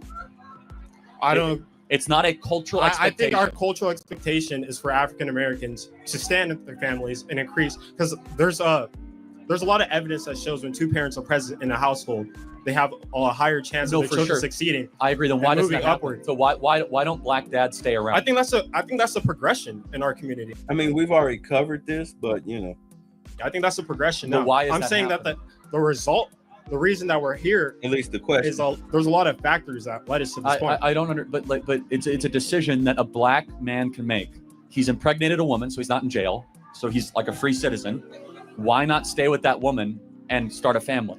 And I'd say for the most part, 66% of the time we're moving in that direction. It's getting worse, not better, actually. Yeah, the single fatherhood rate is getting worse in Black America. It was 25% in 1965.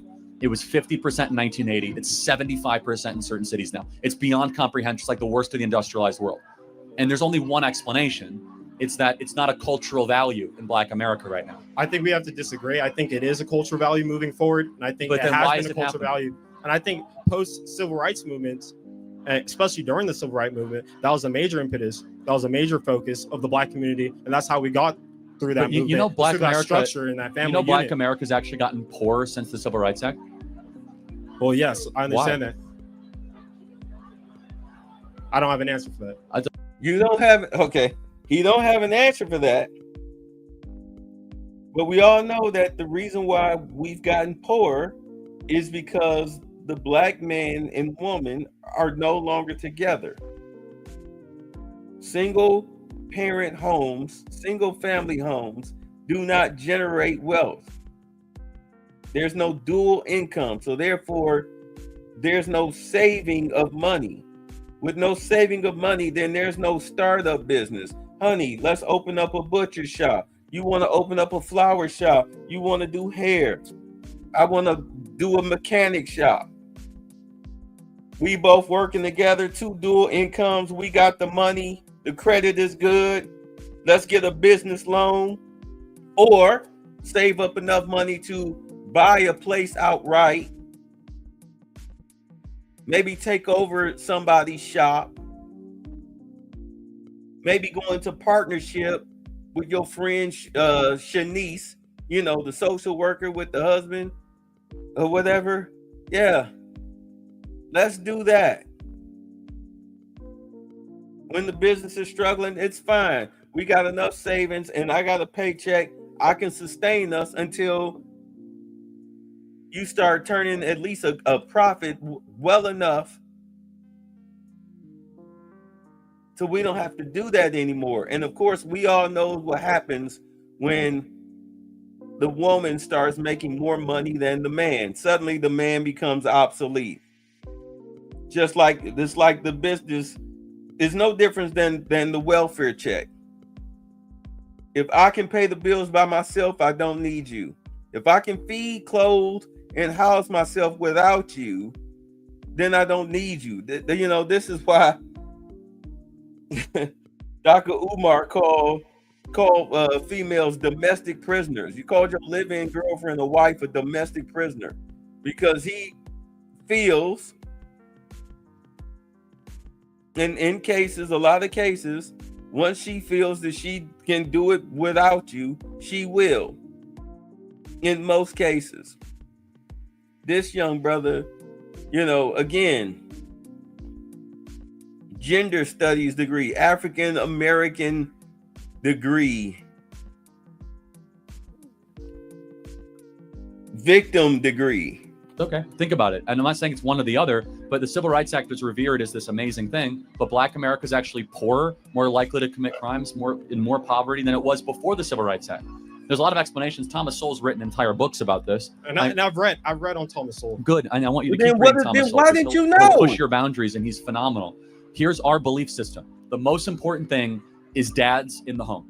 If you do not have two parents around, everything falls apart. It's not about government checks or welfare. It's the nuclear family. The nuclear family is a guarantor more than anything else that a kid is going And to. I 100% agree. He didn't read Thomas Sowell. He lied. There's no way in hell he read Thomas Sowell's book and couldn't think of an answer as to why we got poorer after the civil rights movement, because he covers that.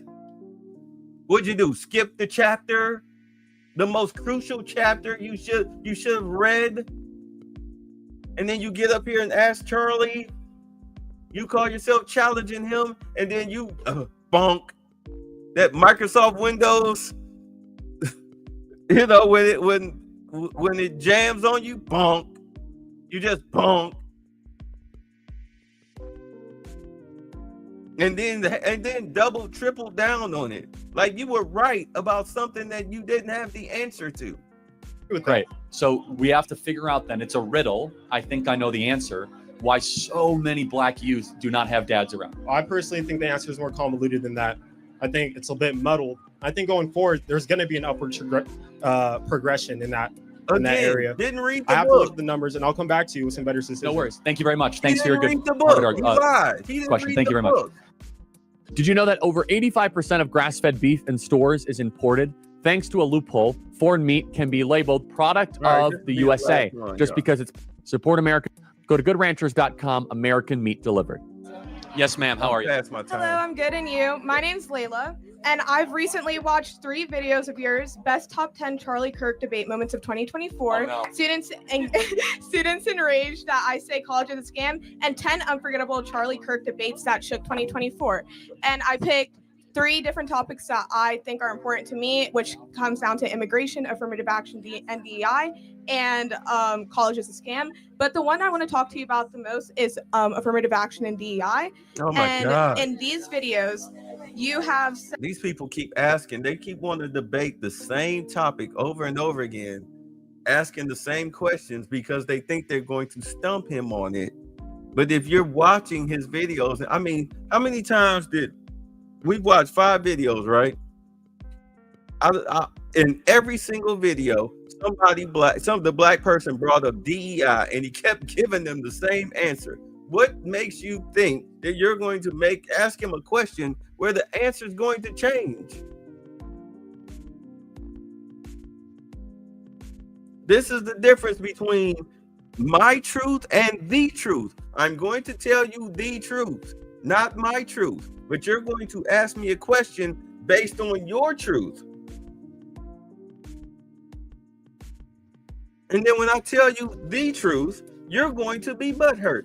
Let's watch the crash out. Said, quote for quote, white males have high test scores. White males shouldn't have to be penalized. You did acknowledge and say that people of color come from lower socioeconomic backgrounds that do not prioritize education much. But instead of making a suggestion on how to help those communities and continue to build those communities up, you continue to say that our institutions are becoming less excellent. And I'm confused as to what your definition of excellence is. Is that because white males aren't necessarily, in your opinion, getting accepted as in a higher rate, even though they technically are, because 41% of college admitted students are of the white race. It should be higher than that. Yeah.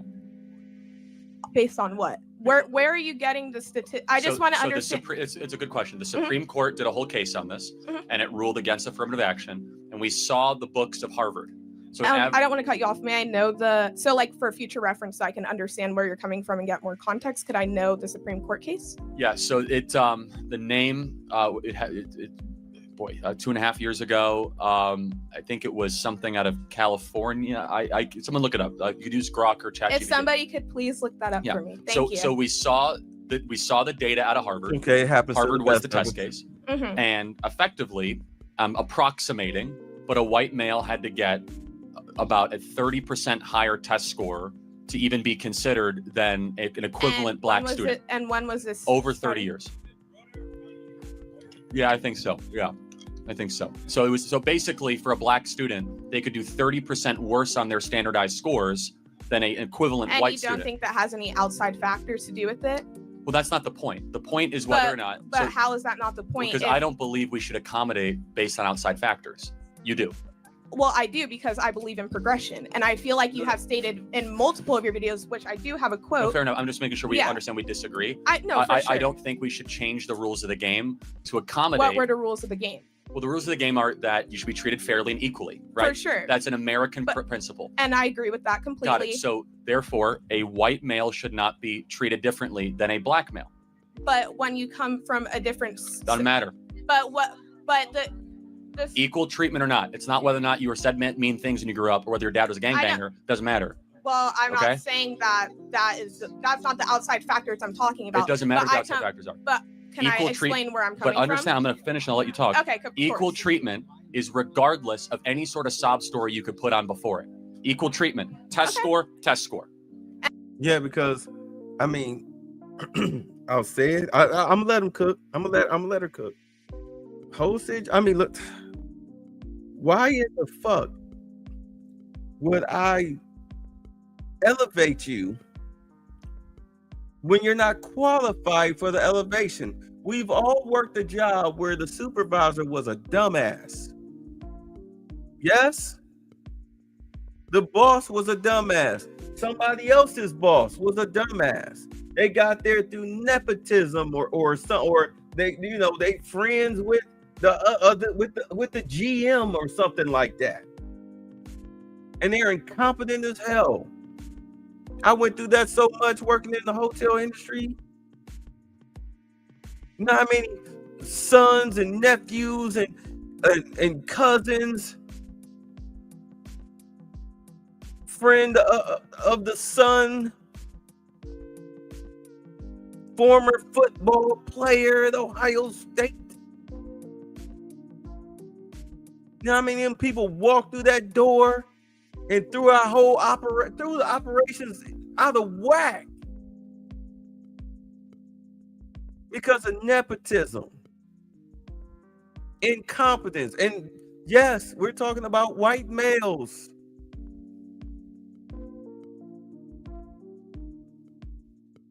And females.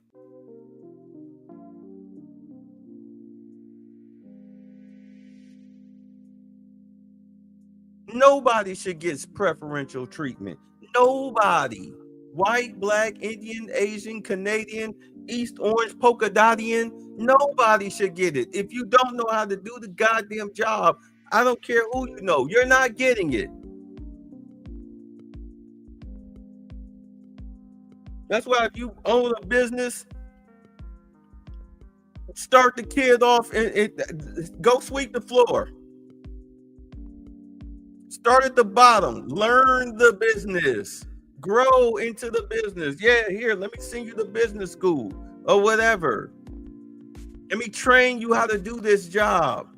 That way, in 10, 20 years, when I'm ready to step away, you know what the hell you're doing.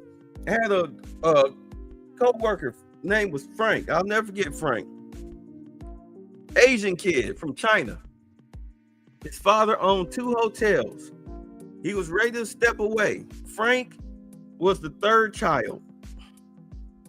In China, they had a 2-child limit when he was born. His father paid, he said his father paid like millions of dollars, a couple $1 million or whatever. 1.6 or something, 1.6 million in Chinese yuan money in order for Frank to be born, and kept alive. The father turned one hotel over to the oldest son, Frank's oldest brother. The daughter got married off to some other guy that, the family, they own the business. These are money plays, all right? These are money plays. The daughter got married off. Frank was here with us in America, 20 years old. He there with us on the sponsorship visa, learning the hotel from the ground up. Front desk, restaurant, then he came to housekeeping, then he came to banquets. He telling me his life story. Cool ass Asian kid.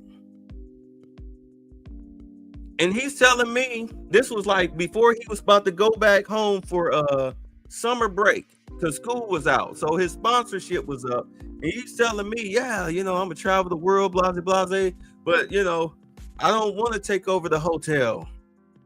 I want to do my own thing. This was after he told me his whole story, about the birth and stuff. And I'm like, dude, are you crazy? I was like, your father, who paid over $1 million some for you to be born, is trying to hand you a business that you're here in America going to school to learn for. I know it's not cheap. You're going to OSU. I know it's not cheap. You're not a scholarship kid. You're here working with us, getting the experience from the ground up. And you're telling me that when you graduate, you want to go off and do fuck all? I was like, dude, you better go thank your goddamn daddy that he's leaving you something. I told him what happened with me in the store and whatnot. I was like, you better thank your fucking father. Are you nuts? You know how many people in this building wished that when they graduated college, they were running a place like this? Or actually, that wasn't a luxury hotel, but this father owned 2 luxury hotels in freaking Hong Kong. I'm like, are you crazy? He went home for the break, came back 3 months later, and thanked me. He had a man-to-man talk with his father and his oldest brother. The hotel wound up not giving him his sponsorship. He went somewhere else, but we were Facebook friends. Next thing you know, he was about 2 years later, he was back in Hong Kong and marrying his college sweetheart, lavish wedding. And now the owner and GM of a hotel, beautiful hotel. They got married at the hotel. It was beautiful. I'm like, bruh, woo. This kid almost destroyed his life. But can you imagine just, his son just going to like a community college, or, maybe he flunked out of college and the father turned, he's a pothead or something like that, just completely unqualified. And his father turned over that type of business to him. Man, that place would have shut down within 2 years.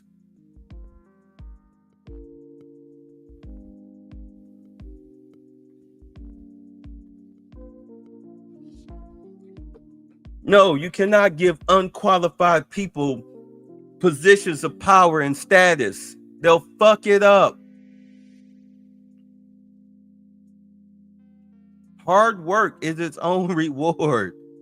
And I completely agree with that. But I also come from a predominantly white town, so I understand what you're trying to say. In my district, we have so much funding, and I live in the Florida Keys, so there's a lot of funding that comes to my school. And you can drive 30 miles north and you end up in Homestead, where they have a fraction of the funding that we have, and they don't have as much of the same testing instructors and people to help them, and have as much of the same outside resources. And then you can keep going another 30 miles and you end up in Miami, where all the private schools are, and they get even more funding than where I come from. Obviously I ended up where I am today because I continue to push through, and I didn't let any outside factors affect me. But at the end of the day, I kept going, and some people don't have that same ability. And I also it doesn't again. What was her point? Anybody figure out what was her point?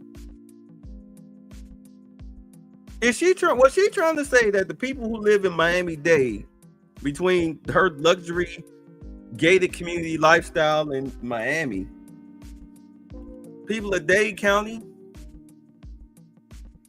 you trying to tell me that, is she trying to say that they should be given opportunities that they didn't earn simply because, they had poor test scores? So therefore, let's reward these incompetent people with positions of power or jobs that they're not qualified for? Is that her argument? That's what it sounds like her argument is. But let's see. No, first of all, in Florida, every public school gets the same amount of money. Okay, there's an equal funding across the board. But you also get donations from the people in your fair community. enough. But Florida has, and I know for a fact that my community gets many donations. Florida has the most. You could use equitable funding structure of any school, and has universal school choice, basically.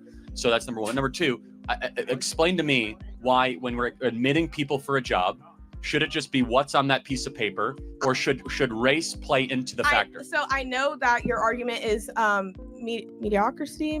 I forgot. I don't mediocrity. Okay, yeah, and I know that, and I also. As it says, mediocrity, a system, organization, or society in which people are chosen and moved into positions based on their demonstrated abilities and merit.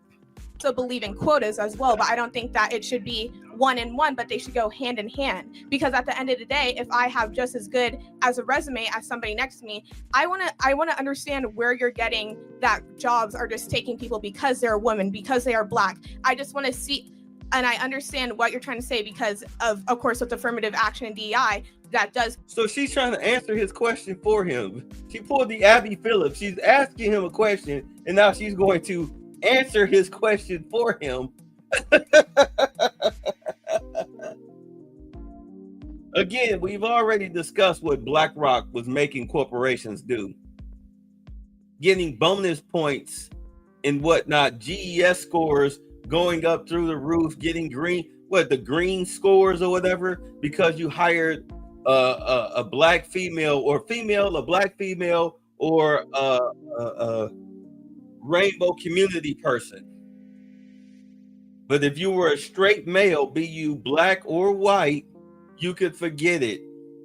Give them an upper hand, but where does it say that you take somebody just because of that color? All over the place. Capital Street Partners back in the summer 2022 said that they will not hire white men for internships. That's one example of thousands I could give. But because of how many people are in there, how many people in because position? They wanted to be. Again, that's irrelevant. It does not matter if you have an internship and everyone is a white man. If they're all qualified, that's great. It doesn't matter if they're all Asian or all Black. It should be what merit qualification gets the people into that position. And of course, but if this school only wanted white people to attend. No. Good, excellent qualified people. And if they end up majority white, who cares? Why does that matter? I don't think that matters. I'm saying that affirmative action. I'm saying that, but I'm not saying for the white male or the Black race or the Asian race or the Indian race. What are you saying? You understand what I'm saying? I'm saying that. I'm saying that it works in favor for any race and any sex. It works, and it does 1,000%. And I don't understand where you're getting that information. It is anti-white racism that was in the fiber of our laws that is now getting away thanks to President Donald Trump, where if you were a white man, especially to apply for internships, jobs, going to college, that it was significantly harder to get those jobs, to get into those practices, because there were quotas that made it easier for people other skin colors with lower standards to be able to get those positions. We agree there's only so many slots in a college, right? There's only so many positions in an internship. It's a limited supply. I completely agree. It is scarcity. So when you have a scarce resource, you have to decide how you're going to divvy up that scarce resource. For sure. In a DEI model, They're going to say, okay, we're not going to do any more than 30% white, and then we'll do 15%. And so you kind of come up with these quotas. Therefore, they end up saying, well, what happens if the 15% black is not qualified? They don't care, which ends up happening far too often. Or what happens if the, Can you give me examples of cases? Yeah, air traffic control is actually a really good example. We now have all the documents that show that we went on a hiring spree to have more black air traffic controllers. There's a huge lawsuit about this, 15, 16, 17, where the standards for air traffic control have dropped so dramatically, and you're kind of seeing some of the effects of that potentially. And again, it's in almost every single corporate practice, every single college institution. But it just kind of comes down to more of a moral argument that I have, which is that if you have something based on merit, I don't care if it's all black, all Asian, all white. It's an excellent group is what I want, not a diverse group. I care about excellence, not diversity. Because I do not believe diversity is a strength. I believe unity is a strength. I believe the pursuit of higher purposes is a strength. Does that make sense? Yeah, I do understand where you're coming from.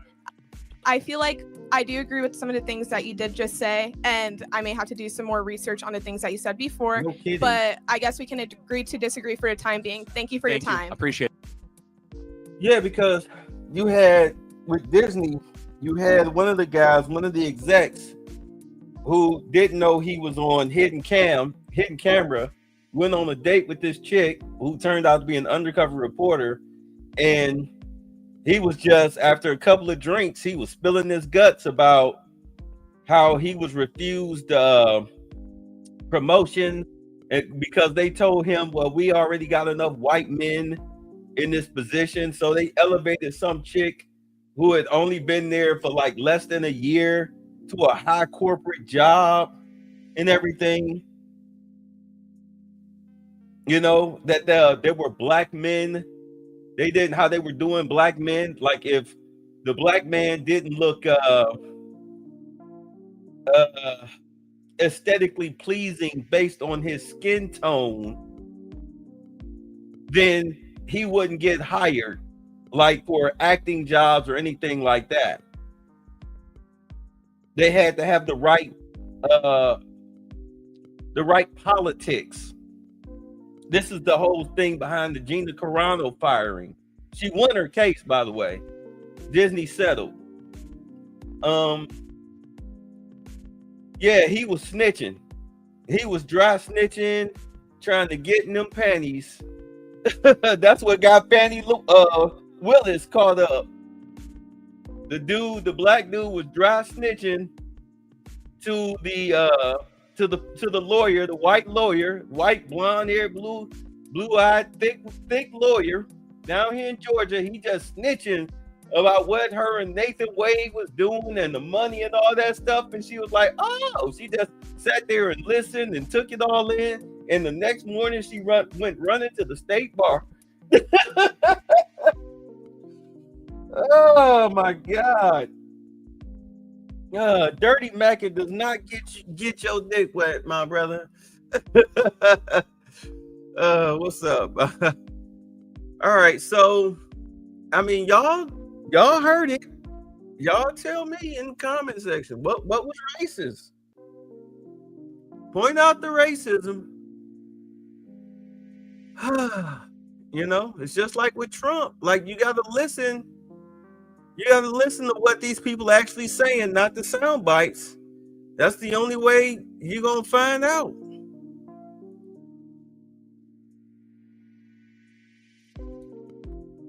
That's the only way you're going to find out exactly what's going on. All right, y'all. Let's get out of here. You guys, let's get some sleep. Peace. Black people have always had a certain amount of moral currency that we have been using. And let me be the first to tell you, that's used up. White America has been watching us act like fools for a long enough time where any sympathy they may have had to our plight is completely gone. You're approaching a country that, forget hating black people or not hating black people, they just don't care. You're gonna be talking about affirmative action, they're gonna be like, I don't care. It literally is of no importance to me. I don't care about slavery. I don't care about segregation. I don't care about you. I don't care how many of you all go to jail. I don't care at all, because I'm broke. You can't be the proud, noble fighter when every single time someone sees a person that looks like you on television, they're acting like a damn fool? How would they know you're not a damn fool?